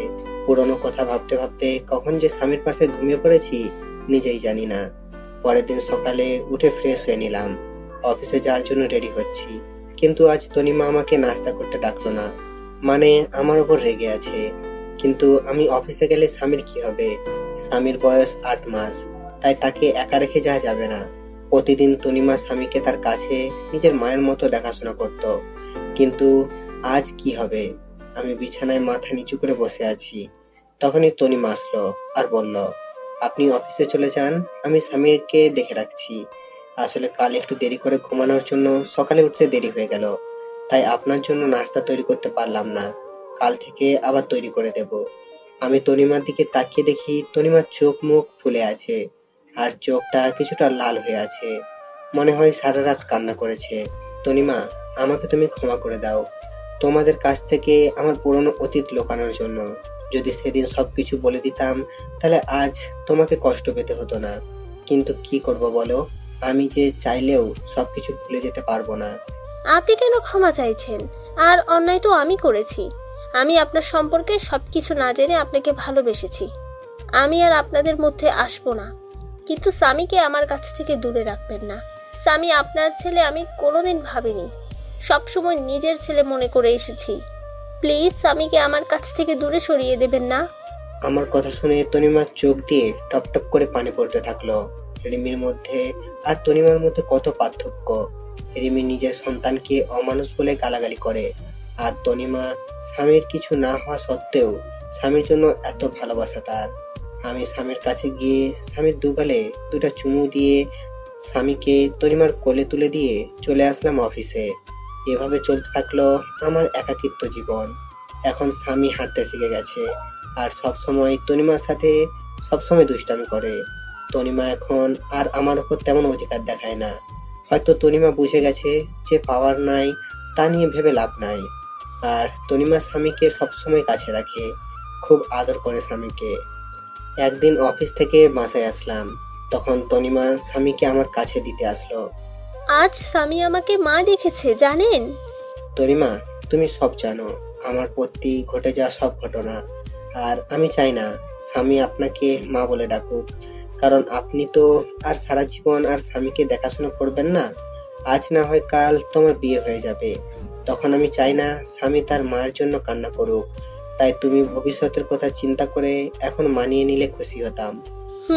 আমি বুঝতে পারছি, আমি চেষ্টা করব। এভাবে চলে গেল আরো 2 বছর। এখন স্বামী ভালোভাবে কথা বলতে পারে। স্বামী এখন আমাকে আব্বু বলে ডাকে। যেদিন স্বামী আমাকে আব্বু বলে ডেকেছিল সেদিন যে কত খুশি হয়েছিলাম তা ভাষায় প্রকাশ করা যাবে না। আর এখন স্বামী তনিমাকে আন্টি বলে ডাকে। আমি জানি এইসব সব তনিমা শিখিয়ে দিচ্ছে। এভাবে আরো কিছুদিন যাওয়ার পর তনিমা এসে বলল, বাবা আমার বিয়ে ঠিক করে ফেলেছে, কিন্তু সে স্বামীকে ছাড়া থাকতে পারবে না বলেই অযোধ্যায় কান্না করতে থাকলো। আমি কি বলে তনিমাকে সান্ত্বনা দেব কিছুই খুঁজে পাচ্ছি না, কারণ সেই ছোট্ট থেকে স্বামীকে কোলে তুলে নিজের হাতে খাইয়ে বড় করেছে। সবাইয়েরই কষ্ট হওয়ার কথা, কিন্তু বাস্তবটাকে মেনে নিতে হবে, না হলে পরে অনেক সমস্যার মধ্যে পড়তে হবে। কিছুদিনের মধ্যে তনিমার বিয়ে হয়ে গেল। এই কয়েকদিন স্বামীকে সবসময় কাছে নিয়ে রাখতাম, কারণ স্বামী এখনো ছোট। তাই কিছুদিন তনিমার থেকে দূরে থাকলে স্বামী হয়তো তনিমাকে আস্তে আস্তে ভুলে যাবে। তনিমা বিয়ের দিন স্বামীকে জড়িয়ে ধরে অনেক কান্না করেছিল, যেন মা তার ছেলেকে চিরদিনের জন্য ছেড়ে চলে যাচ্ছে। তনিমার কান্না দেখে আমারও খুব কান্না পাচ্ছিল। তারপর তনিমার বিয়ে হয়ে গেল। কিছুদিন স্বামী কান্না করছিল তনিমাকে না দেখতে পেয়ে, কিন্তু স্বামী ছোট, সে কারণে কিছুদিন পর আর কান্না করে না। এখন স্বামীকে আমার সাথে আমার অফিসে নিয়ে যায়। অফিসে সবাই স্বামীকে অনেক ভালোবাসে, সবাই স্বামীকে দেখে রাখে, সবাই স্বামীকে আদর করে। কিছুদিন পর অফিস থেকে জানালো আমার ট্রান্সফার করা হয়েছে, আর এখন আমার অফিস ঢাকাতে পোস্টিং করা হয়েছে। আমিও সবকিছু মেনে নিলাম। তনিমার বাবার কাছ থেকে বিদায় নিয়ে ঢাকাতে চলে আসলাম। তবে ঢাকাতে আসার আগে তনিমা কিভাবে খবর পেয়েছিল আমরা একেবারের জন্য ঢাকায় চলে যাচ্ছি, সেদিন তনিমা এসে স্বামীকে কোলে তুলে অনেক আদর করে আর বলে মাঝে মাঝে যেন তার সাথে দেখা করি। তারপর আমরা ঢাকায় চলে আসি। তারপর দেখতে দেখতে আরো 2 বছর চলে গেল। এখন স্বামীকে একটা স্কুলে ভর্তি করে দিয়েছি। আমি অফিসে যাওয়ার সময় স্বামীকে স্কুলে দিয়ে আসি, আর স্কুল শেষে স্বামীকে আমার অফিসে নিয়ে আসি। তারপর অফিস শেষে দুজন বাসায় চলে আসি। একদিন স্বামী বলল, আব্বু আব্বু তুমি জানো স্কুলে আমার সব বন্ধুরা তাদের আম্মুর সাথে যায়, আর তাদের আম্মু তাদের কত ভালোবাসে, কিন্তু আমার আম্মু নেই কেন? ও আব্বু বলো আমার আম্মু কোথায়? আমি স্বামীর কথা শুনে অনেক অবাক হলাম, কারণ এই 5 বছরে স্বামী একদিনও তার মায়ের কথা জিজ্ঞাসা করেনি। তাহলে আজ কেন তার মায়ের কথা জিজ্ঞাসা করলো? মনে হয় স্কুলে তার বন্ধুদের মায়ের সাথে আসতে দেখে স্বামীরও তার মায়ের কথা মনে পড়ছে। বাবা তোমার আম্মু আমাদের উপর রেগে আছে, তাই আমাদের কাছে থাকে না। তোমার আম্মু আমাদের ছেড়ে দূরে কোথাও চলে গেছে। আব্বু আমাদের উপর কি করতে রাগ করেছে? আমি কি ছোটবেলায় খুব দুষ্টামি করতাম আম্মুর সাথে? না বাবা, তোমার আম্মু আমার উপর রেগে চলে গেছে। তোমার আম্মু ভালো না। আমার পিচ্চি বাবুটা কষ্ট বোঝে না, তাই তোমার আম্মু ভালো না। আব্বু তুমি কি বলেছিলে যে আম্মু রাগ করে চলে গেছে? আমার একটা রাজকুমারের খুব দরকার ছিল, কিন্তু তোমার আম্মু আমাকে দিতে রাজি ছিল না, তাই তোমার আম্মু রাগ করে চলে গেছে। আব্বু তাহলে তোমার আব্বু আম্মু কোথায়? তারা কেন আমাদের সাথে থাকে না? আমার আম্মু আব্বু আমাকে খুব ভালোবাসতো। ঠিক আমি যেমন তোমাকে আদর করি, ঠিক সেভাবে আমাকে আদর করতো। তাহলে তোমার আব্বু আম্মু কোথায়? আমি তো আমার আব্বুর সাথে থাকি, তুমি কেন তোমার আব্বুর সাথে থাকো না? তোমার আম্মুর জন্য আমার আব্বু আম্মু আমার উপর রেগে চলে গেছে। তাহলে আমার আম্মু কাছে কোনোদিন যাবে না? কেন যাবে না? তুমি তোমার আম্মুর কাছে, তুমি তো এইমাত্র বললে আমি আম্মুর কাছে যাব। না যাব না, আম্মু খুব খারাপ, অনেক পচা।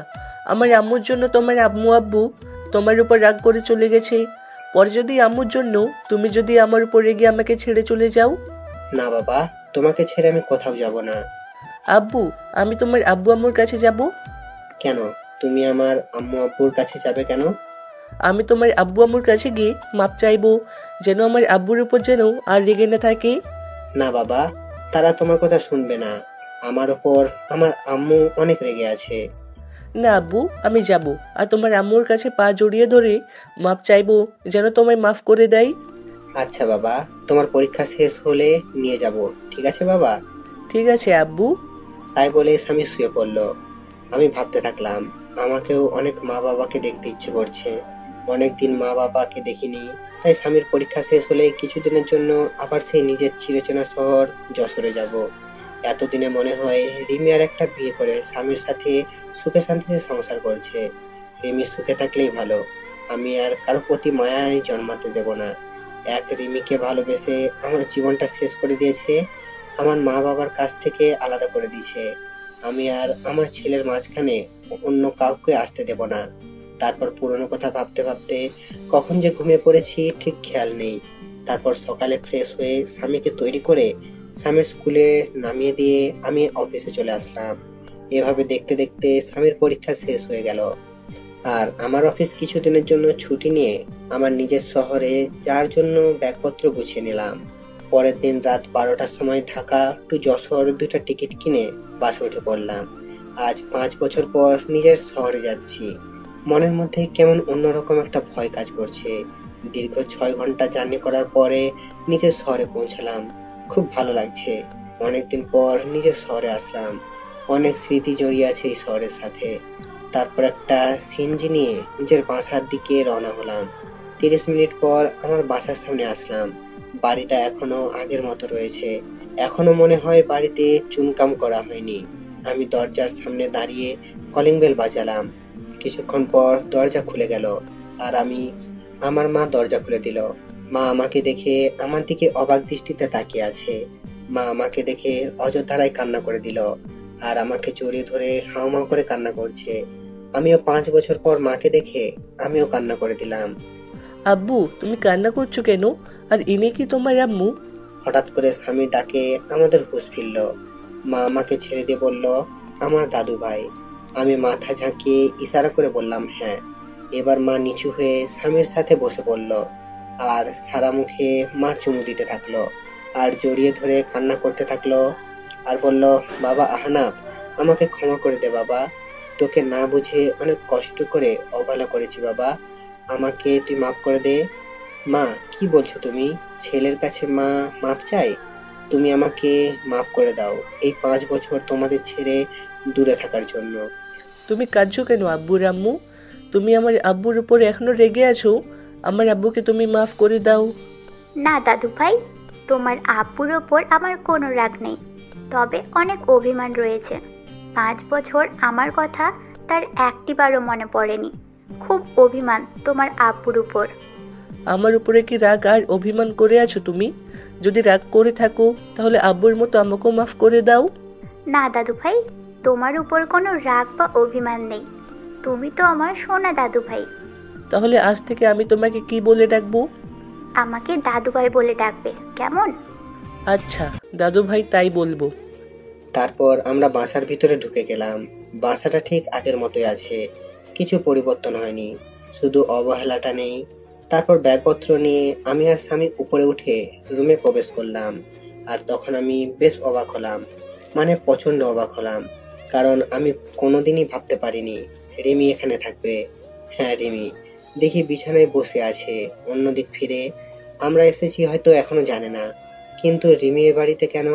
রিমিকে তো আমি মুক্ত করে দিয়েছি, তাহলে রিমি কেন এখনো এ বাড়িতে পড়ে আছে? আব্বু চলো, দাঁড়িয়ে পড়লে কেন? স্বামীর কথা শুনে রিমি আমাদের দিকে ফিরল। আমাদের দেখে রিমি সাথে সাথেই বিছানা থেকে লাফ দিয়ে নেমে পড়ল, আর অবাক করা দৃষ্টিতে তাকিয়ে আছে আমার দিকে। রিমি আগের থেকে অনেক চেঞ্জ হয়ে গেছে, অনেক শুকিয়ে গেছে, আর পাতলা হয়ে গেছে। রিমি কিছু বলছে না, চোখের পানি টলমল করছে। রিমি এবার দৌড়ে এসে আমাকে জড়িয়ে ধরলো, আর চিৎকার করে কান্না করতে থাকলো। রিমি আমাকে জড়িয়ে ধরে কান্না করছে, আর আমার গালে হাত দিয়ে আমার কপালে 2 গালে ধরে পাগলের মতো চুমু খেতে লাগলো, আর শক্ত করে জড়িয়ে ধরে আছে। কোথায় ছিলে তুমি এই 5 বছর? তুমি চলে যাওয়ার পর তোমাকে আমি পাগলের মতো খুঁজেছি। না, তুমি চলে যাওয়ার পর আমি পাগলের মতো হয়ে গিয়েছিলাম। তোমাকে অবহেলা করতে করতে কখন যে ভালোবেসে ফেলেছি নিজেও জানি না।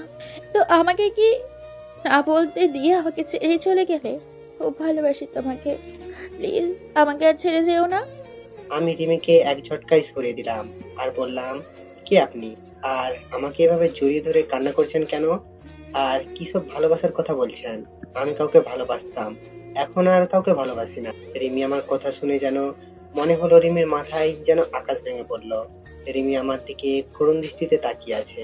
প্লিজ আহনাফ, আমাকে মাফ করে দাও। আমি তোমাকে ছাড়া বাঁচতে পারবো না। আমাকে আর কষ্ট দিও না। তোমার দেওয়া কষ্ট যে আমি আর সহ্য করতে পারছি না।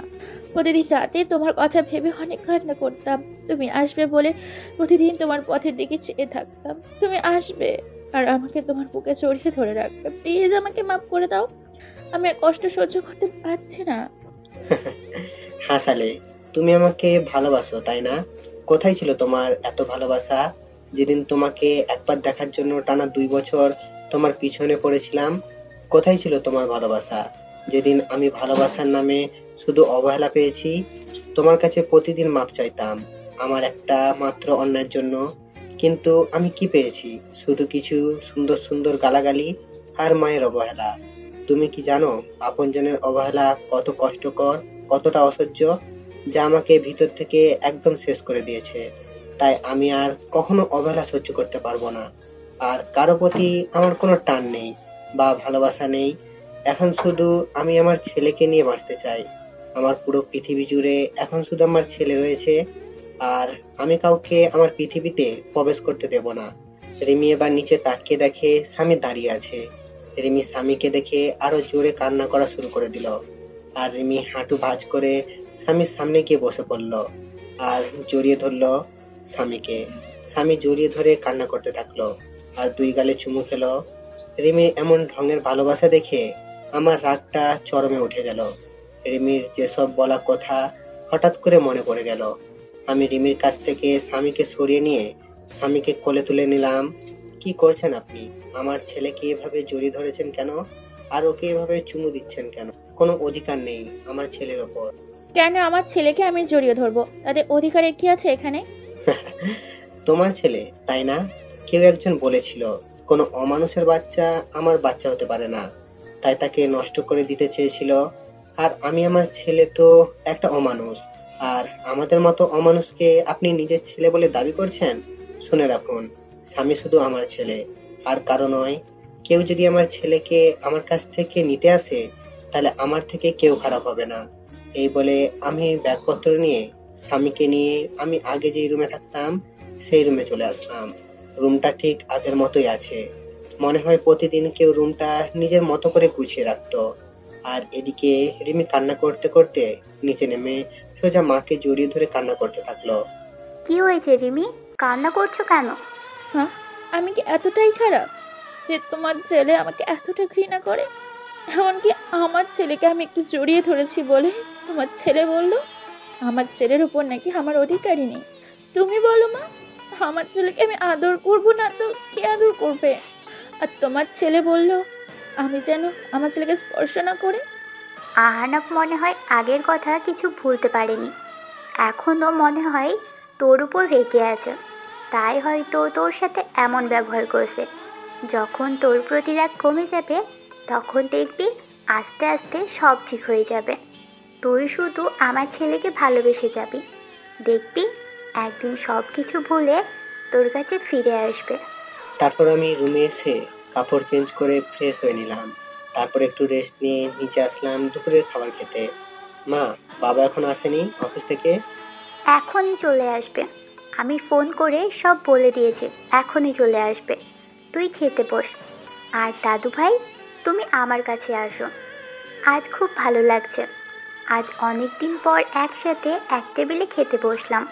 তারপর স্বামী তার দাদির কাছে গিয়ে বসলো, আর আমি টেবিলে বসে প্লেট নিয়ে নাড়াচাড়া করছি। তখনই রিমি কিচেন থেকে সবকিছু নিয়ে আসতে থাকলো। মা রিমি, তুমি আহনাফের পাশে বসে আহনাফকে খাবার এগিয়ে দাও। তারপরেই যেই রিমি আমার পাশে বসলো, আমি উঠে গেলাম চেয়ার থেকে। মা, আমি পরে খেয়ে নেব, এখন খেতে ইচ্ছে করছে না। আর স্বামীকে খাইয়ে দিয়ে সোজা আমার রুমে নিয়ে আসবে, ঠিক আছে মা? তাই বলে আমি উপরে উঠে রুমে চলে আসলাম। এভাবে কিছুক্ষণ রেস্ট নেওয়ার পর বাসার কাজের লোক আমার রুমে খাবার নিয়ে গেল। খাবার খেয়ে একটু রেস্ট নিয়ে নিলাম, কিন্তু স্বামী এখনো রুমে আসলো না। আমি উঠে নিচে গিয়ে দেখি রিমি আর স্বামী নিচে বসে আছে। বলতে গেলে স্বামী রিমির কোলে বসে বসে খেলা করছে, আর রিমি মাঝে মাঝে স্বামীর মুখে চুমু দিচ্ছে। আমি রিমির কাছে দেখে মাথাটা পুরো গরম হয়ে গেল। যখন জানতে পারে আমাদের ছেলে আসছে পৃথিবীতে, তখন রিমি যতটা না আমাকে অবহেলা করেছে তার থেকে বেশি গালাগালি করেছে আমার ছেলেটাকে। তাই আমি সোজা নিচে নেমে চলে আসলাম। আমি নিচে গিয়ে রিমির কোল থেকে নিয়ে নিলাম। আপনাকে বলেছি না আমার ছেলের ওপর কোনো অধিকার দেখাতে আসবেন না, তারপরও কেন আমার ছেলের কাছে আসার চেষ্টা করছেন?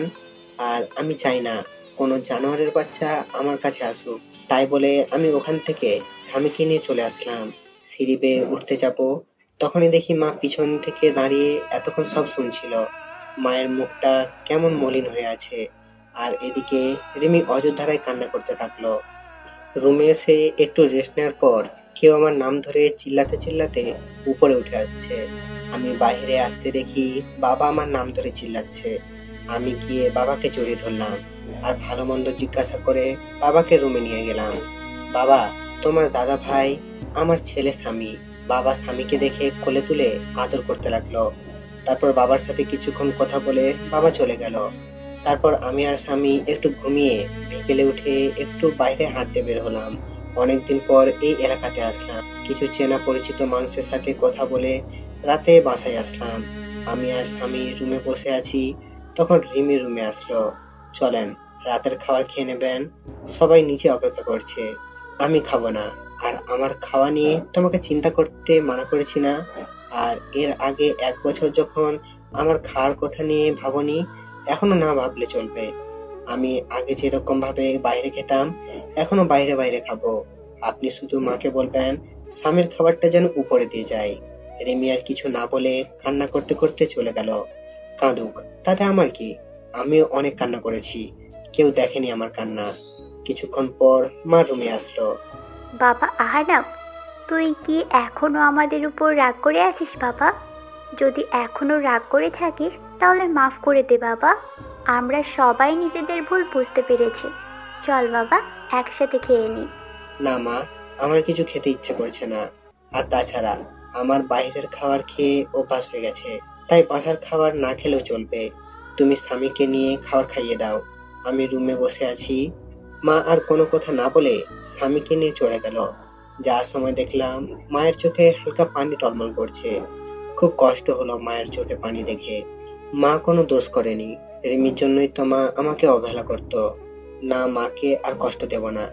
তারপর কিছুক্ষণ পর দেখি রিমি স্বামীকে নিয়ে গেল, আর আমি স্বামীকে বিছানায় বসিয়ে রুমের দরজা বন্ধ করে দিলাম। রিমির চোখে পানি দেখলাম, কাঁদলে কাঁদুক, তাতে আমার কিছু করার নেই। বিছানায় শুয়ে শুয়ে ভাবছি, রিমি আমাকে আগে 2 চোখে দেখতে পারতো না, আর এখন কেমন দৃষ্টিতে তাকিয়ে থাকে। রিমির চোখে এখন আমার জন্য অন্য কিছু দেখি। হয়তো আমার অনুপস্থিতিতে আমাকে ভালোবেসে ফেলেছে, কিন্তু রিমির উপর যে এখন আমার কোনো রকম ফিলিংস কাজ করে না। 5 বছর আগের কথা মনে পড়লে ভীষণ রাগ আর কষ্ট হয় খুব। পুরনো কথা ভাবতে ভাবতে কখন যে ঘুমিয়ে গেছি নিজেই জানি না। পরের দিন সকালে ঘুম থেকে উঠে দেখি স্বামী বিছানায় নেই। আমি তাড়াতাড়ি বিছানা থেকে উঠে চোখ মুছতে মুছতে নিচে এসে দেখি স্বামীকে সুন্দর পোশাক পরিয়ে নিজের কোলে তুলে খুব সুন্দর করে নিজের হাতে খাইয়ে দিচ্ছে, আর তারা কথা বলছে। বাবা, তোমার এতদিন ভাইয়ের কথা মনে পড়েনি? খুব মনে পড়তো আম্মু। আমার স্কুলের সব বন্ধুদের তার মা স্কুলে নিয়ে যেত, আবার নিয়ে আসতো। খুব মন খারাপ হতো তখন। কিন্তু আব্বুকে সেই মায়ের কথা বললাম, তখন আব্বু বলতো আমার নাকি কোনো মা নেই, আমার মা নাকি খুব পচা। আমাকে আর আব্বুকে অনেক গালাগালি করতো আর অবহেলা করতো। কিন্তু আম্মু, তুমি তো অনেক ভালো আম্মু, তাহলে আব্বু এরকম কথা বললো কেন যে তুমি অনেক খারাপ, পচা?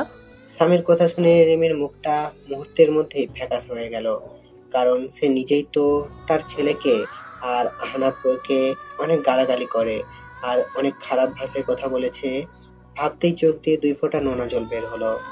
আমি আর দাঁড়িয়ে না থেকে রিমির সামনে চলে গেলাম। এই যে মিস, ভদ্র মহিলা, আপনার লজ্জা করে না পরের ছেলেকে আদর করতে? আর আমাদের মতো পাপী নোংরা মানুষকে স্পর্শ করলে আপনার আবার সমস্যা হবে। আর স্বামী তোমাকে না বলেছি, আমাকে না বলে কোথাও যাবে না, তাহলে কেন এখানে আসছো?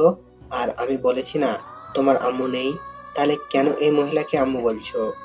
আর যেন কোনোদিন তোমাকে আম্মু বলতে না দেখি, আর আমি তোমার আব্বু আম্মু, মনে থাকবে তো? আব্বু, আব্বু কিন্তু ওই আম্মুটা বলেছি আমি নাকি তোমার আম্মু, তাই আমি আম্মু বলে ডেকেছি। আর এই আম্মু আমার অনেক ভালোবাসে আর আদর করে, আমি আম্মু বলে ডাকি। চুপ, একদম চুপ। আর একবার আম্মু বলে তোমাকে একটা থাপ্পড় মারবো। স্বামী আমার ঝাড়ি শুনে ভয় পেয়ে গেল আর কান্না করতে থাকলো। প্লিজ স্বামীকে বকবেন না, ওর কোনো দোষ নেই। আমি ওকে জোর করে নিয়ে আসছি। আর ওকে কেন পাপি নোংরা বলছেন? ও তো একটা ছোট বাচ্চা। এই কথাটা আজ থেকে 5 বছর আগে আমার ছেলেকে বলেছিল। তখনও সে একদম বাচ্চা ছিল, একদম নিষ্পাপ ছিল। এতটাই নিষ্পাপ ছিল যে তার তখনও জন্ম হয়নি। তখন থেকে সে অন্যায়ভাবে নিয়মিত অমানুষ, পাপী, জানোয়ার বলে স্বীকৃতি পেয়েছে। আমার কথা শুনে রিমি এবার মুখটা নিচু করে জোরে জোরে কান্না করতে করতে ফ্লোরে বসে পড়ল আর কান্না করতে থাকলো। আমি স্বামীকে নিয়ে চলে আসলাম উপরে। স্বামী কান্না করতে করতে আমার কাঁধের উপর ঘুমিয়ে পড়েছে। আমি স্বামীকে বিছানায় রেখে ফ্রেশ হতে চলে গেলাম। ফ্রেশ হয়ে গুছিয়ে নিলাম, একটু বাবার অফিসে যাব। আজ অনেকদিন পর একটু অফিসে যাব, কিন্তু স্বামী ঘুমিয়ে পড়েছে। ওকে রেখে যাব নাকি সাথে নিয়ে যাব এই নিয়ে চিন্তায় পড়ে গেলাম। তারপর স্বামীকে রেখে যাওয়ার সিদ্ধান্ত নিলাম। তারপর রুম থেকে বেরিয়ে মায়ের কাছে চলে গেলাম। মা, আমি একটু অফিসে যাচ্ছি, স্বামী ঘুমিয়ে আছে, স্বামী জেগে গেলে তোমার কাছে রাখবে, আর যেন কেউ ওকে স্পর্শ না করে, তাহলে আমার থেকে খারাপ কেউ হবে না। বাবা আহানাব, তুই এখনো পুরনো কথা ভুলতে পারিসনি। বাবা, আগের সব কথা ভুলে গিয়ে নতুন করে শুরু করা যায় না? মা, আমি চাইলেও কিছু বলতে পারবো না, যার জন্য আমার জীবন থেকে 5টা বছর কষ্ট অবহেলায় কেটেছে। 5 বছর আমার মা বাবার সাথে সম্পর্ক বিচ্ছিন্ন করছে। একটা নিষ্পাপ শিশু, তার জন্য 5 বছর মায়ের আদর থেকে বঞ্চিত হয়েছে। কিভাবে সবকিছু ভুলে যাব বলো মা? আমি এখানে আসতে চাইতাম না, শুধু স্বামী তোমাদের দেখবে বলে আসছি এখানে। আর যদি তোমার মনে করো আমি এসে তোমাদের আবার বিরক্ত করছি, তাহলে একবার বলেও এক্ষুনি চলে যাব, আবার চিরদিনের জন্য। না বাবা, যাস না। তুই যেভাবে থাকিস আমরা আর কিচ্ছু বলবো না, কিন্তু আমাদের ছেড়ে আর যাস না। আর কত কষ্ট দিবি এই মাটাকে? আমি কোনো কথা না বলে চলে আসলাম ওখান থেকে। তারপর সোজা অফিসে চলে আসলাম। অফিসে সবার সাথে বেশ আড্ডা দিলাম, যারা নতুন স্টাফ তাদের সাথে পরিচয় হয়ে নিলাম। তারপর দুপুরে বসে আছি, লাঞ্চ করার সময় হয়ে গেছে। আমি নিজের ডেস্কে বসে আছি, তখন বাবা আসলো আর বলল, চল আহনাব, লাঞ্চ করে আসি। কিন্তু আমি যেতে চাইলাম না, শুধু স্বামীর জন্য বাসায় আসলাম। বাবা কলিং বেল বাজালো। কিছুক্ষণ পর মা এসে দরজা খুলে দিল। আমি ভিতরে ঢুকে দেখি স্বামী আর রিমি দুজনে হেসে হেসে খেলা করছে আর দুষ্টামি করছে। রিমি আমাকে আসতে দেখে রিমি স্বামীর থেকে দূরে সরে গেল, মনে হয় কিছুটা ভয় পাইছে। আমি আর কিছু বললাম না, কারণ এখানে বাবা রয়েছে। আমি চুপচাপ স্বামীকে নিয়ে উপরের রুমে চলে আসলাম। কিছুক্ষণ পর রিমি রুমে আসলো। আপনাকে নিচে ডাকছে দুপুরের খাবার খেতে, সবাই নিচে বসে অপেক্ষা করছে। আমি খাবো না, ক্ষুধা নাই, বাইরে থেকে খেয়ে নেব, আপনি চলে যান সামনে থেকে। কেন বাইরে খাবেন? আপনার জন্য তো খাবার রান্না তৈরি করা হয়েছে। এসব ঢং বাদ দেন, এতদিন কোথায় ছিল তোমার এসব ঢং? যত সব ঢং দেখলে বাঁচি না। আর একটা কথা, আপনাকে না বলা হয়েছে স্বামীর থেকে দূরে থাকবেন? কারণ আমি কিছুদিনের জন্য এখানে এসেছি, আবার কিছুদিন পর কাউকে না বলে হঠাৎ করে হারিয়ে যাব। তাই স্বামীর সাথে বেশি কথা বলবেন না, পরে সমস্যা হবে, তখন বারবার আপনার কাছে যাইতে চাইবে, আর সেটা কোনোদিন সম্ভব না। আর বিকেলে আমি উকিলের কাছে যাব, কারণ 5 বছর আগে যে কাজ করতে চেয়েছিলাম সেটা এখন করব, মানে আপনাকে ডিভোর্স দিয়ে চিরদিনের জন্য মুক্ত করে দেব। রিমি এবার দৌড়ে এসে আমার পা জড়িয়ে ধরলো আর বলল, প্লিজ আহনাব, একবার আমাকে ক্ষমা করে দাও, আর কষ্ট দিও না, অনেক কষ্ট সহ্য করেছি আর পারছি না। তুমি যদি চলে যাও তাহলে যাওয়ার আগে আমাকে খুন করে যাবে, কারণ তোমাকে আর আমার ছেলেটাকে ছাড়া আমি বাঁচতে পারবো না। তুমি চলে যাওয়ার আগে আমাকে তোমার হাত দিয়ে খুন করে চলে যাবে, তাহলে আমাকে আর কোনোদিন কষ্ট পেতে হবে না। রিমির কান্না দেখে আমার খুব খারাপ লাগলো, খুব কষ্ট হতে লাগলো, কারণ রিমিকে তো আমি পাগলের মতো ভালোবাসতাম, এখনো ভালোবাসি। কিন্তু আমার রাগ আর অভিমানের কাছে আমার ইগোটা বারে বারে হার মেনে যাচ্ছে। তখন স্বামী আমাদের কাছে আসলো, আর স্বামী সোজা গিয়ে রিমির সামনে গিয়ে রিমির চোখের পানি মুছে দিচ্ছে। আম্মু, তুমি আব্বুর পা ধরে কান্না করছো কেন? তুমি কেঁদো না আম্মু, আমিও কিন্তু কেঁদে দেব। আর আব্বু, আম্মু তোমার কাছে কিসের মাপ চাইছে? তুমি আম্মুকে মাফ করে দাও। স্বামী, তুমি তোমার দাদু ভাইয়ের কাছে যাও, আর তুই আমার ছেলেটাকে নিজের করে নিয়েছিস, যে তোর হয়ে কথা বলছে, তোকে ক্ষমা করে দিতে পারি, তাহলে আমার জীবন থেকে 5 বছর ফিরিয়ে দে, যেখানে আমি প্রতিনিয়ত অবহেলা পেয়েছি। তোর কারণে আমি 5 বছর মা বাবার থেকে দূরে থেকেছি, তোর কারণে মায়ের কাছ থেকে যে অবহেলা পেয়ে প্রতি রাতে কান্না করেছি, কষ্টে বুক ফেটে চিৎকার করে কান্না করতাম, দিতে পারবি সেই চোখের পানি? তোর জন্য আমার ছেলেটা 5 বছর মায়ের আদর থেকে বঞ্চিত হয়েছে, ফিরে দিতে পারবি আমার জীবনের সবচেয়ে কালো অধ্যায় ভুলে দিতে? রিমি কোনো কথা না বলে ফ্লোরে বসে বসে কান্না করছে। আমি রুম থেকে চলে আসলাম বাইরে। তারপর স্বামীকে নিয়ে বাসা থেকে বের হয়ে গেলাম। ভীষণ রাগ হচ্ছে রিমির উপর। যখন আমাদের ছেলে গর্ভে ছিল তখন মনে ছিল না এসব কথা, যত সব আদিক্ষেতা, দেখলে বাঁচি না। তারপর সোজা ভালো একটা উকিলের কাছে আসলাম, যেন 20 দিনের মধ্যেই ডিভোর্স পেপার রেডি করতে পারে। তারপর উকিলের সাথে সব কথা বলে বাইরে চলে আসলাম। রাত 9টার সময় আমি আর স্বামী বাহির থেকে কিছু খাবার খেয়ে রাতে বাসায় আসলাম, কারণ স্বামীকে আবার বেশি রাত পর্যন্ত বাইরে রাখা যাবে না। তাই বাসায় চলে আসলাম। বাসায় এসে রুমে একটু রেস্ট নিচ্ছি, তখন রিমি আসলো আমার রুমে। আম্মু রাতের খাবারের জন্য ডাকছিল, আপনি আসবেন না? না, আমি আর স্বামী বাহির থেকে খেয়ে এসেছি, এখন আমরা কেউ ডিনার করব না। আর আপনাকে না মানা করেছি আমাদের উপর কোনো রকম অধিকার ফলাবেন না, তাও আপনার লজ্জা করে না? কেন বারবার নির্লজ্জের মতো আমার রুমে আসছেন? হ্যাঁ? রিমির চোখ দুইটা পানিতে টলমল করছে, এখনই মনে হয় পানি ছেড়ে দেবে। স্বামীকে কেন বাইরের খাবার খাওয়ালেন? ও তো এখনো ছোট, বাইরের খাবার খাইলে শরীর অসুস্থ করবে। কেউ একদিন আমাদের বলেছিল রাস্তার কুকুর, আর রাস্তার কুকুররা বাইরের খাবার খাইলে কিছু হবে না। আর এই 5 বছর আমরা বাইরের খাবার খাই, তাই আপনি বেশি অধিকার না দেখিয়ে নিজের মতো থাকবে, আর আমরা আমাদের মতো। রিমি এবার কান্না করে দিল, কারণ এখন তার কিছু বলার নেই, কারণ এই কথাগুলো রিমি একদিন আহনাফকে বলেছিল। তাই রিমি আর কিছু না বলে রুম থেকে বের হয়ে গেল। আব্বু, তুমি আম্মুকে সব সময় কাঁদাও কেন? তুমি জানো আব্বু আম্মু আমাকে অনেক আদর করে, নিজের হাতে খাইয়ে দেয়, জড়িয়ে অনেক আদর করে আমায়। আব্বু, আমরা এখানে সারা জীবন থাকতে পারি না? আর দাদু ভাইটা অনেক ভালো, খুব আদর করে আমাকে। না আব্বু, আমরা এখানে থাকবো না। যদি এখানে থাকি তাহলে তোমার কাছ থেকে আমাকে আবার আলাদা করে দেবে। আর তুমি কি চাও বাবা যে আমি তোমার কাছ থেকে দূরে সরে যাই? না আব্বু, তুমি আমাকে রেখে চলে যেও না, আমি তোমার কাছেই থাকবো। কিন্তু আমরা যে কদিন এখানে আছি সেই কদিন আমি আম্মুর কাছে একটু আদর পেয়ে নিই। আমি স্বামীর কথা ভেবে কি বলবো কিছু বুঝতে পারছি না। কি করব? ছোট্ট বাচ্চা একটা, কোনোদিন মায়ের আদর পাইনি, তাও এখন আমি তার আদর থেকে দূরে সরিয়ে দিচ্ছি। না বাবা, তুমি যত ইচ্ছা তোমার আম্মুর কাছে যেতে পারো, কিন্তু আমরা এখান থেকে চলে যাওয়ার পর কিন্তু আম্মুর জন্য কান্না করতে পারবে না। আচ্ছা, মনে থাকবে আব্বু। তাই বলে স্বামী এক দৌড়ে নিচে চলে আসে, আর তার মায়ের কোলে উঠে পরে জড়িয়ে ধরে। কি হলো আমার বাবাটা আজ আমার কাছে? কি ব্যাপার? তোমার আব্বু দেখলে যে আবার খুব বকবে। না আম্মু, আব্বু বকবে না, আব্বুই তো তোমার কাছে আসতে বললো, আর তোমার কাছে থেকে যেন আদরগুলা নিয়ে নিই। স্বামীর কথা শুনে রিমি স্বামীকে জড়িয়ে ধরে বেশ কয়েকটা চুমু দিল।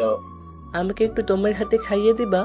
তুমি যখন খাইয়ে দাও তখন আমার খুব ভালো লাগে। রিমি আর কিছু বলল না, কান্না করতে করতে এক প্লেট খাবার নিয়ে এসে খুব যত্ন করে খাইয়ে দিল। তারপর খাওয়া শেষ করে রিমি স্বামীকে আহনাফের রুমে দিতে আসতে গেল। ধন্যবাদ আপনাকে।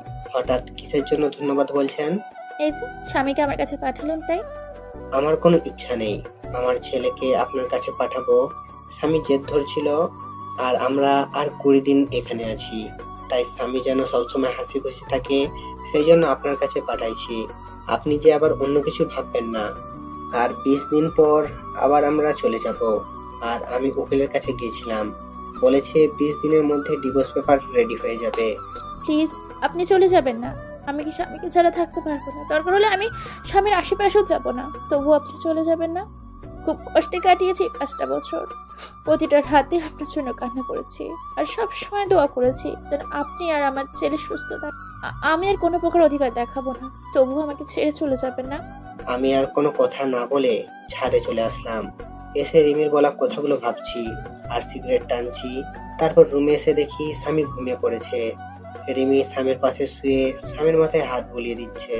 আমি রুমে আসার পরই রিমির বিছানা থেকে দাঁড়িয়ে গেল। এখন যাও, অনেক রাত হয়ে গেছে, ঘুমিয়ে পড়ো। আমি কি আজ স্বামীর পাশে ঘুমাতে পারি? প্লিজ মানা করবেন না। আপনি তো আমাকে ছেড়েই চলে যাবেন, শুধু এই কয়টা দিন আমাকে থাকতে দিন স্বামীর পাশে। আর তারপর হয়তো আর কোনোদিন থাকা হবে না, যেখানে নিজের ছেলেকে আদর করতেই পারমিশন নিতে হয়। আর যাই হোক, সে জীবন রেখে লাভ নেই। কি বলছেন? আমি তো একটা জানোয়ার, আর জানোয়ার সাথে রাতে থাকতে পারবেন? যদি আপনার দুর্বলতার সুযোগ নেই। আর আপনি তো একদিন বলেছিলেন আমাকে। প্লিজ পুরনো কথা আর বলবেন না, কষ্ট হয় পুরনো কথা মনে পড়লে, যা আমার মনটাকে তিলে তিলে শেষ করে দিয়েছে। আপনার কোনো সমস্যা না হলে থাকতে পারেন। রিমি স্বামীর পাশে শুয়ে পড়ল, আর আমি সোফায় শুতে যাব তখন। আপনি সোফায় শুতে যাচ্ছেন কেন? বিছানায় আসেন। বিছানায় ঘুমালে আবার আমাদের মতো অমানুষ নিজেকে কন্ট্রোল করতে পারবে না। তার থেকে আপনি বিছানায় ঘুমান, আমি সোফায় ঘুমাই। রিমি কিছু না বলে বিছানায় ঘুমিয়ে পড়ল। রিমির খুব কষ্ট হচ্ছে। এতদিন আহনাফের জন্য অপেক্ষা করলো যে আহনাফকে ভালোবেসে আবার সুখে শান্তিতে সংসার করবে, কিন্তু আহনাফ তার রাগ আর অভিমানের কাছে হার মেনে গেল। এদিকে আহনাফ ভাবছে রিমি এখন আর আগের মতো নেই। রিমি অনেক চেঞ্জ হয়ে গেছে, সব সময় আমার পাশে থাকতে চায়, কিন্তু আমি আসতে দিই না। রিমি মনে হয় আমাকে ভালোবাসে, অনেক ভালোবাসে হয়তো। পরের দিন আমার একটু তাড়াতাড়ি ঘুম ভেঙে গেল। আমি বিছানার দিকে তাকিয়ে দেখি স্বামী রিমিকে জড়িয়ে ধরে ঘুমিয়ে আছে। রিমির চোখ দুটো ফুলে আছে, মনে হয় সারা রাত কান্না করেছে। চুলগুলো এলোমেলো ভাবে রিমির মুখের ওপর আছে। খুব মায়াবী লাগছে রিমিকে। আর স্বামী যেন মনে হয় সব থেকে বেশি সুখী, কারণ স্বামী তার মায়ের বুকে পরম যত্নে ঘুমিয়ে আছে। খুব ভালো লাগছে দেখে মা ছেলের ঘুমন্ত চেহারা। আমি বাথরুমে ঢুকলাম ফ্রেশ হতে। ফ্রেশ হয়ে এসে দেখি স্বামী আর রিমি দুজনে দুষ্টামি করছে। আমাকে দেখে রিমি চুপ হয়ে গেল। আমি বাইরে বের হয়ে আসলাম। বাহির থেকে হালকা নাস্তা করে বাসায় চলে আসলাম। বাসায় এসে দেখি রিমি, মা আর স্বামী তিনজনে বসে বেশ আড্ডা দিচ্ছে। বাবা আহানাফ, সকালে নাস্তা না করে কোথায় গিয়েছিলি? বাইরে গিয়েছিলাম নাস্তা করতে, তাই দেরি হয়ে গেল। বাইরে কেন নাস্তা করবি? আমি তো তোর জন্য নাস্তা তৈরি করেছি। এই বাড়িতে আমার জন্য আবার নাস্তা তৈরি হলো কবে থেকে? এমন করে কেন বলছিস বাবা? মানুষ মাত্রই তো ভুল করে, তাই বলে তুই আমাদের ক্ষমা করে দিবি না? আমি সবাইকে ক্ষমা করে দিয়েছি, আর বাইরের খাবার খেতে অভ্যাস হয়ে গেছে, তাই বাসার খাবার ভালো লাগে না। আমি এই বলে রুমে চলে আসলাম। এভাবে কেটে গেল 20 দিন। এই 20 দিনে রিমি আমাকে অনেক ভালোবেসে ফেলেছে। তার রিমির আচরণে বুঝতে পারছি রিমি এই 20 দিন প্রতিদিন আমার রুমে ঘুমাতো। রিমি আর স্বামী বিছানায় আর আমি সোফায় ঘুমাতাম। রিমি আমাকে আগের তুলনায় এখন বেশি কেয়ার করে। কাল বিকালে চলে যাব আবার ঢাকায়। কাউকে কিছু বলিনি কখন যাব। পরের দিন সকালে উঠে চলে গেলাম উকিলের কাছে, ডিভোর্স পেপার নিয়ে বাসায় আসলাম। কিছুক্ষণ পর রিমি আমার রুমে আসলো স্বামীকে নিয়ে। এই যে এটা ধরুন, আপনার চির মুক্তির ডিভোর্স পেপার, আর আমি বিকেলে রওনা দেব। আমার কথা শুনে রিমির হাস্যোজ্জ্বল চেহারাটা নিমেষেই মলিন হয়ে গেল, আর দৌড়ে এসে আমাকে জড়িয়ে ধরলো। প্লিজ, আপনি এমন কাজ করবেন না, এত বড় অন্যায় করবেন না। আমি আপনাকে ভালোবাসি, পাগলের মতো ভালোবাসি।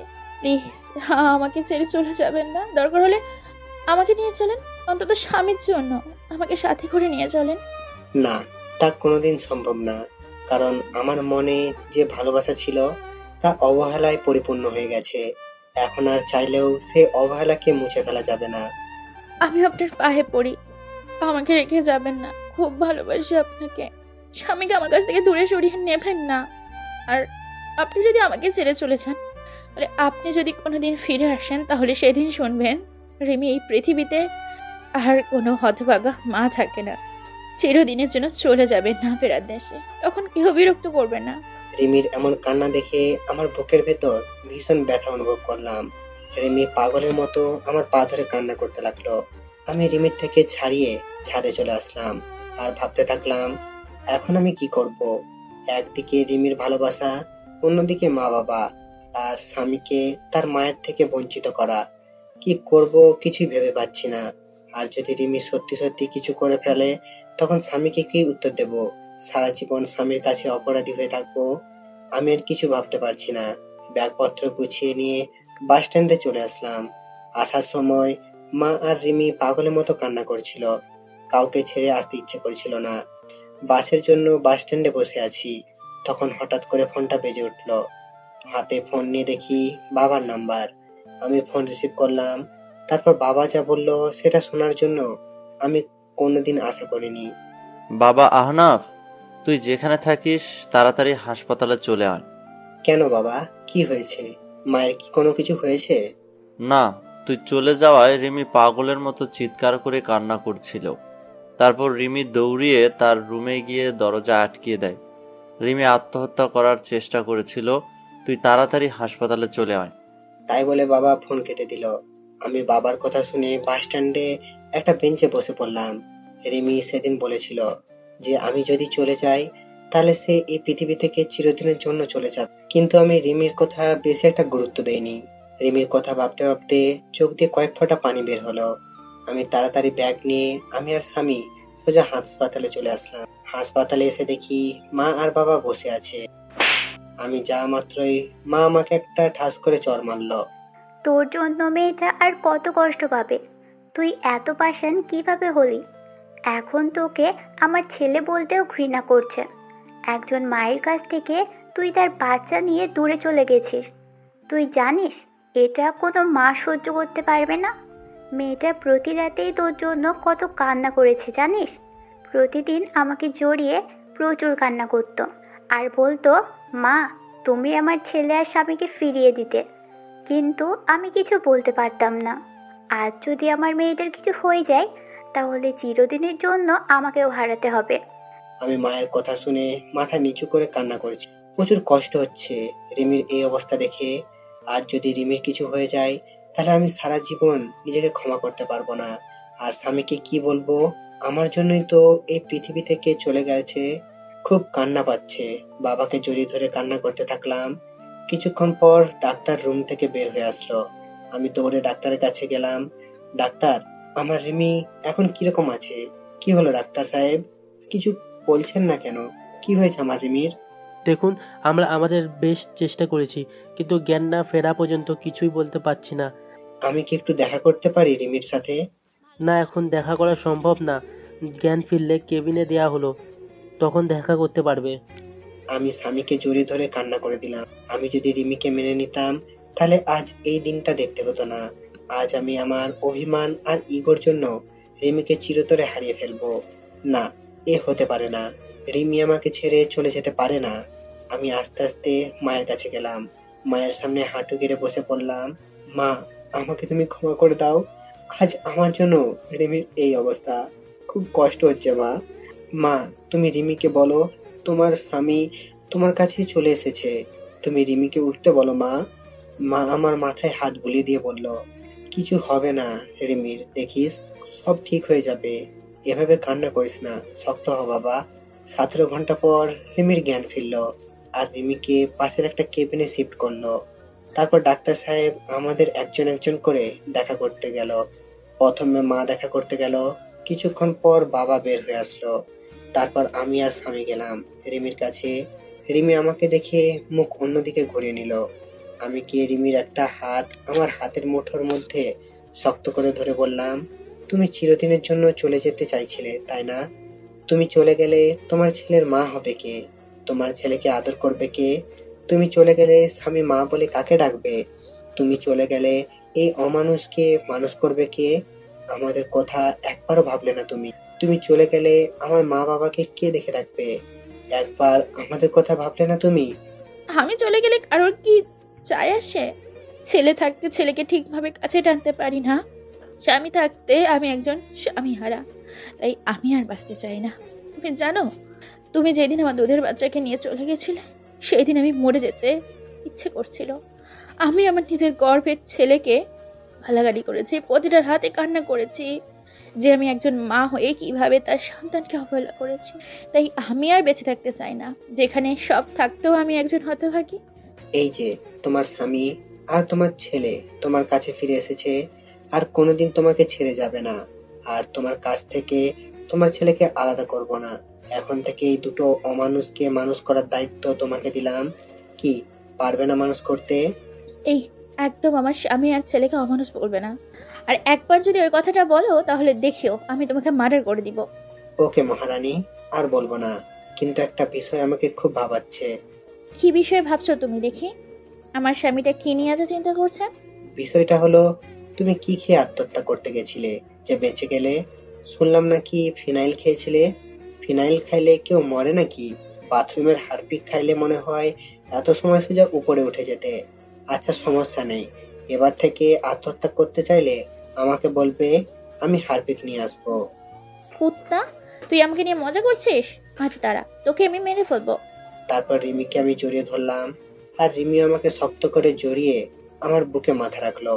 মনে হয় রিমি তার সবচেয়ে নিরাপদ জায়গা পেয়ে গেছে। আর রিমির মাথা উঠিয়ে রিমির কপালে একটা চুমু খেলাম। তারপর রিমি আবার আমাকে জড়িয়ে ধরলো। আব্বু, তুমি আমাকে জড়িয়ে না ধরি আম্মুকে জড়িয়ে ধরে আছো কেন? আমাকে জড়িয়ে ধরো, না হলে আমি দাদু ভাইকে সব বলে দেবো কিন্তু। তারপর রিমি আমাকে ছেড়ে দিয়ে স্বামীকে কোলে তুলে নিয়ে পাগলের মতো দুই গালে, কপালে, নাকে ইচ্ছে মতো চুমু খেতে লাগলো। আমি মা ছেলের ভালোবাসা দেখছি। তারপর রিমি আমার দিকে হাত বাড়িয়ে দিল। তারপর রিমির এক পাশে স্বামীকে জড়িয়ে ধরলো আর আমাকে অন্য পাশে জড়িয়ে ধরে রিমি কান্না করে দিল। রিমি আমাকে তার বুক থেকে একটা ঝটকায় সরিয়ে দিল। আপনি কে? আর আমাকে জড়িয়ে কেন আছেন?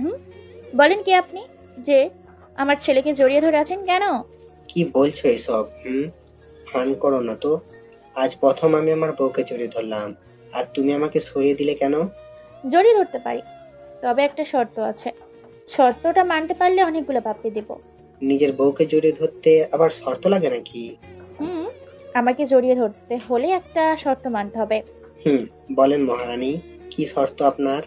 আমাকে এখন এখানে প্রপোজ করতে হবে, আর তা না হলে আমাকে জড়িয়ে ধরতে পারবে না।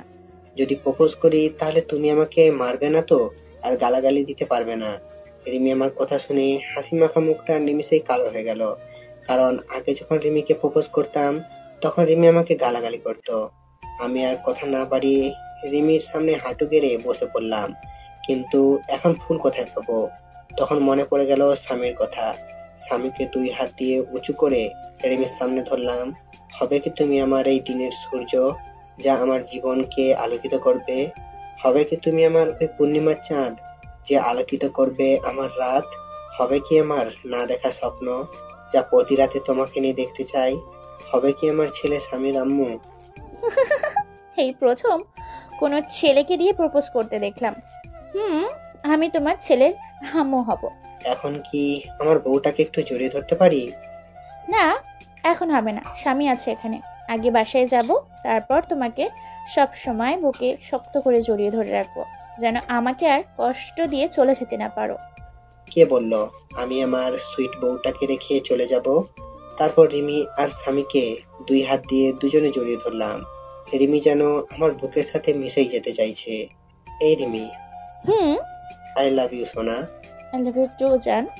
তারপর হঠাৎ করে দরজায় ঠক ঠক আওয়াজ আসলো। আমি রিমিকে ছেড়ে দিলাম। দেখি মা আর বাবা ডাক্তার কেবিনে আসলো। ডাক্তার রিমিকে একটু চেক আপ করে বলল, আগামীকাল রোগীকে নিয়ে যেতে পারেন। তাই বলে ডাক্তার চলে গেল। কি ব্যাপার, আমার মেয়েটাকে অনেক খুশি খুশি লাগছে। আজ অনেক দিন পর মেয়েটার মুখে হাসি দেখলাম। দোয়া করি যেন তোরা সবসময় এমন খুশি হয়ে সুখে শান্তিতে ঘর সংসার কর।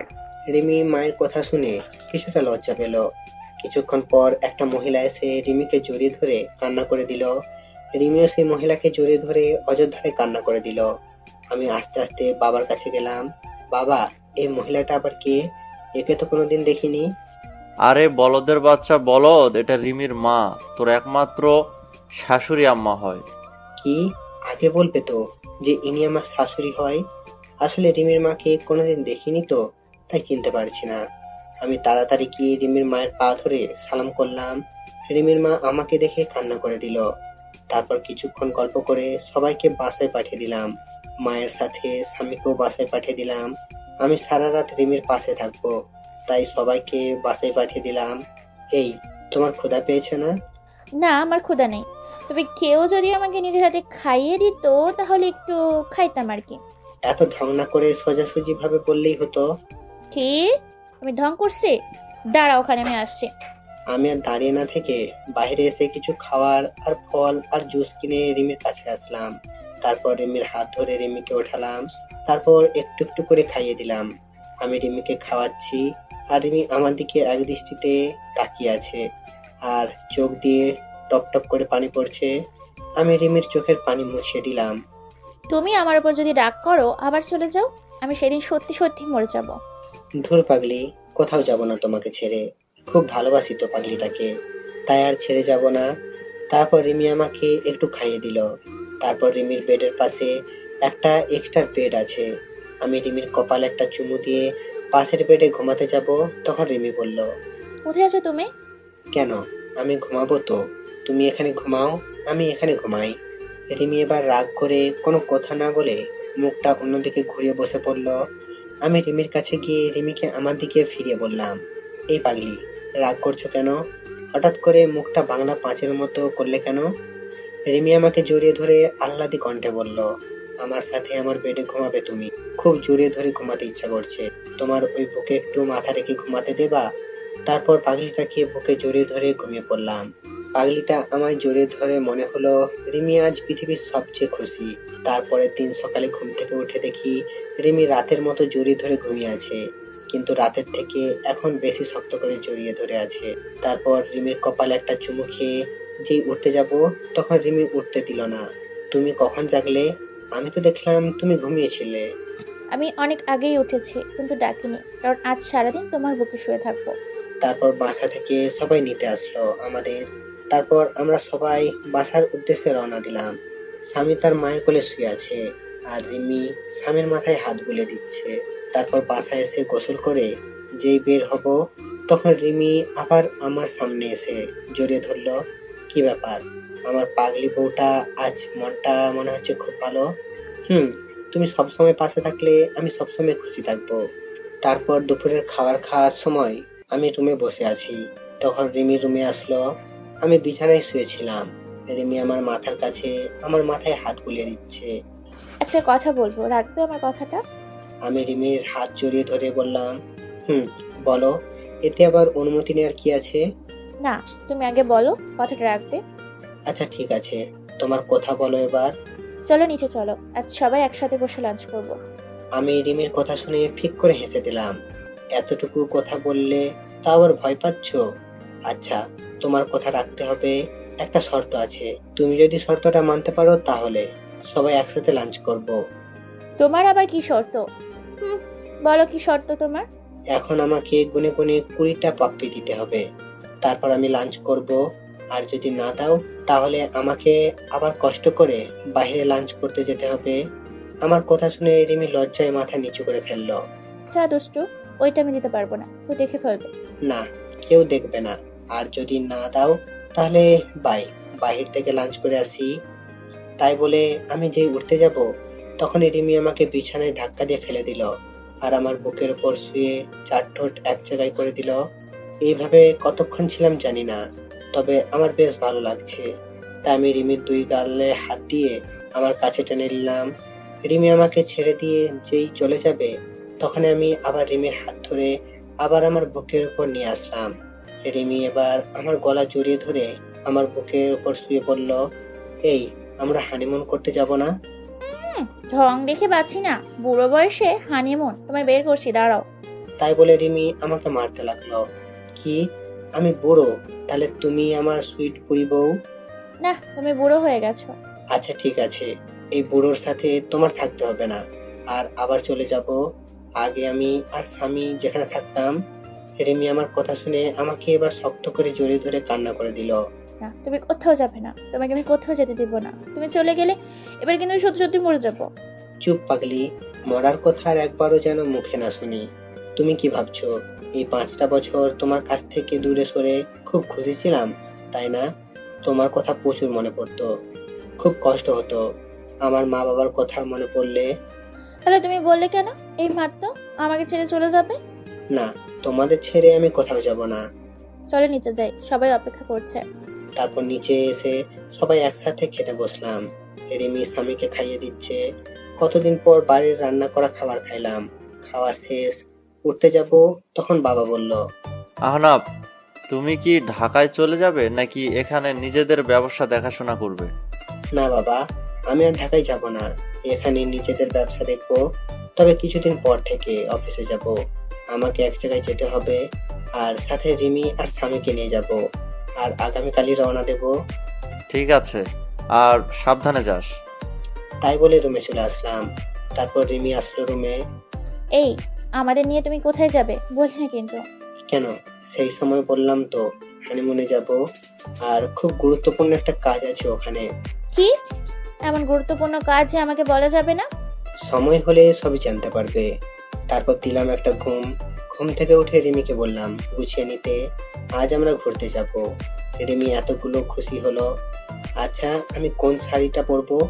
তুমি একটা কালো রঙের শাড়ি পরবে, আর স্বামীকে একটা কালো রঙের পাঞ্জাবি পরে দেবে, আর আমি একটা কালো রঙের পাঞ্জাবি পরবো। সবাই একসাথে ম্যাচিং করে ড্রেস পরে বাইরে বের হব। তখন মা সামনে আসলো। বাহ, খুব সুন্দর লাগছে তোমাদেরকে। আমারই নজর লাগছে। তারপর আমরা বাইরে বের হয়ে একসাথে হাঁটতে থাকলাম। স্বামী মাঝখানে হাঁটছে আর আমি আর রিমি দুই পাশে স্বামীর হাত ধরে হাঁটছি। রাস্তার সবাই যেন কিরকম ভাবে আমাদের দিকে বারবার তাকিয়ে আছে। এইভাবে কিছুদিন যাওয়ার পর আমার কিছু পুরনো বন্ধুদের সাথে দেখা হলো। তাদের কাছে গিয়ে দাঁড়ালাম। সব শালারা আমাদের দিকে তাকিয়ে আছে। এই শালা, এইভাবে কি দেখিস? দোস্ত, তোদের খুব সুন্দর লাগছে রে। যে দেখবে সেই অন্য জগতে হারিয়ে যাবে। তারপর তাদের থেকে বিদায় নিয়ে একটা ফুচকা হাউসে ঢুকে 2 প্লেট ফুচকা অর্ডার করলাম আর স্বামীর জন্য জুস নিলাম।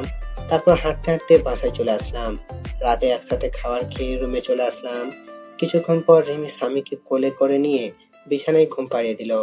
তারপর আমিও শুয়ে পড়লাম। রিমির স্বামীকে এক পাশে রেখে রিমির মাঝখানে চলে আসলাম আর আমার বুকে মাথা রেখে শুয়ে পড়লো। তারপর কিছুক্ষণ পর গল্প করে ঘুমিয়ে পড়লাম। সকালে উঠে দেখি রিমি আমার বাম সাইডে আর স্বামী ডান সাইডে আমাকে শক্ত করে জড়িয়ে ধরে শুয়ে আছে আর শুধু দুষ্টামি করছে। তারপর ফ্রেশ হয়ে রিমিকে বললাম ব্যাগপত্র গুছিয়ে নিতে। সকাল 10টায় গাড়ি, তাই তাড়াতাড়ি বাস স্ট্যান্ডে গিয়ে বাসে উঠে বললাম। আমরা কোথায় যাচ্ছি বলবি একটু? আমরা সবাই কক্সবাজার যাচ্ছি। তারপর রিমি আমার কাঁধে মাথা রেখে আমাকে জড়িয়ে ধরে ঘুমিয়ে পড়লো আর স্বামী আমার কোলে ঘুমাচ্ছে। আমরা ভোর 6টার সময় চিটাগাং পৌঁছালাম। তারপর রিমিকে ডাক দিলাম।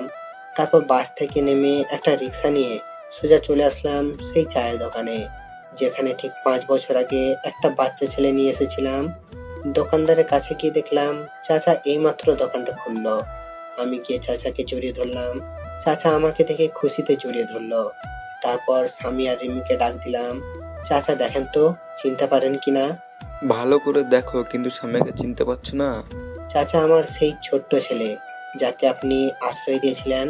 তারপর চাচা স্বামীকে কোলে তুলে নিয়ে খুশিতে কান্না করে দিল। তারপর সবাই মিলে চাচার বাসায় আসলাম। আজ অনেকদিন পর এই রুমে প্রবেশ করলাম। চাচা, অনিকার খবর কি? অনিকা ভালো আছে তো? ভালো আছে, সবাই ভালো আছে। তুমি একটু বসো, আমি অনামিকাকে ফোন দিয়ে বলছি যে তোরা এসেছিস। তারপর চাচা অনিকাকে ফোন করে বাইরে চলে গেল কিছু খাবার আনতে। অনিকা হচ্ছে এই চাচার মেয়ে আর সেই আমাদের স্বামীকে 1 বছর স্বামীকে নিজের মায়ের মতো আদর যত্ন করে বড় করেছিল। তারপর এক এক করে রিমিকে সবই খুলে বললাম। তারপর চাচা নাস্তা করে নিয়ে আসলো। কিছুক্ষণ পর অনিকা হাঁপাতে হাঁপাতে রুমে প্রবেশ করলো আর অনিকা স্বামীকে দেখে কোলে তুলে পাগলের মতো চুমু দিতে লাগলো। কেমন আছেন আপনি? আর এটা কি সেই রিমি? আমরা ভালো আছি। আর এই হচ্ছে স্বামীর আম্মু। তারপর রিমি অনিকার সাথে কিছু কথা বলে সবাইকে বিদায় দিয়ে আবার আমরা গাড়িতে উঠে পড়লাম কক্সবাজারের উদ্দেশ্যে। তারপর আমরা একটা হোটেল নিলাম। হোটেলে গিয়ে একটু ফ্রেশ হয়ে নিলাম। এখন রাত হয়ে গেছে আর জার্নি করে শরীর একদম ক্লান্ত, তাই আর সমুদ্রের পাড়ে যাইনি। হোটেলে শুয়ে আছি, স্বামী ঘুমিয়ে পড়েছে। তারপর রিমি ফ্রেশ হয়ে এসে আমাকে জড়িয়ে ধরে শুয়ে পড়লো। এই, আমার একটা জিনিস চাই, ও দিবে? দেব না কেন? আমার সবকিছু তো এখন থেকে তোমার। তাহলে এখানে অনুমতি নেওয়ার কি আছে? আমাকে আর একটা বাবু এনে দিবা? স্বামীর জন্য একটা বোন দরকার। কিন্তু স্বামীর মতো যদি সেও ওরকম অবহেলা পায় তাহলে তো আমি সহ্য করতে পারবো না। রিমি এবার আমার বুকের উপর থেকে নেমে পড়লো আর অন্যদিকে মুখ করে কান্না করছে। আমার লক্ষ্মী বউটা রাগ করলো। আরে আমি তো তোমার সাথে মজা করছিলাম। এই পাগলি, রাগ করছো কেন? আমি তোমার সাথে তো ফান করলাম। আচ্ছা ঠিক আছে, একটা না, পুরো কাবাডি খেলার টিম তৈরি করব, ঠিক আছে? রিমি এবার আমার দিকে ফিরে বলল, প্লিজ তুমি আর পুরনো কথা বলবে না। খুব কষ্ট হয় সে পুরনো কথা মনে পড়লে। আর কখনো বলবে না ওইসব কথা। এবার আমি রিমিকে টেনে নিয়ে জড়িয়ে ধরলাম। আচ্ছা, স্বামীর জন্য একটা বোন নিয়ে আসতে হলে তো অনেক পরিশ্রম করতে হবে। যা দুষ্ট, তোমার কোনো লজ্জা নেই। পাঠক পাঠিকারা তো সব দেখে ফেলবে। আগে লাইট নিভে আসো, নাহলে সবাই আবার না দেখে ফেলবে না। ভাইয়া ও আপুরা, এখন আমরা স্বামীর জন্য একটা মিষ্টি বোন নিয়ে আসতে যাচ্ছি। আপনারা এবার চোখ বন্ধ করেন, না হলে আবার আমার পাগলি বউটা লজ্জা পাচ্ছে।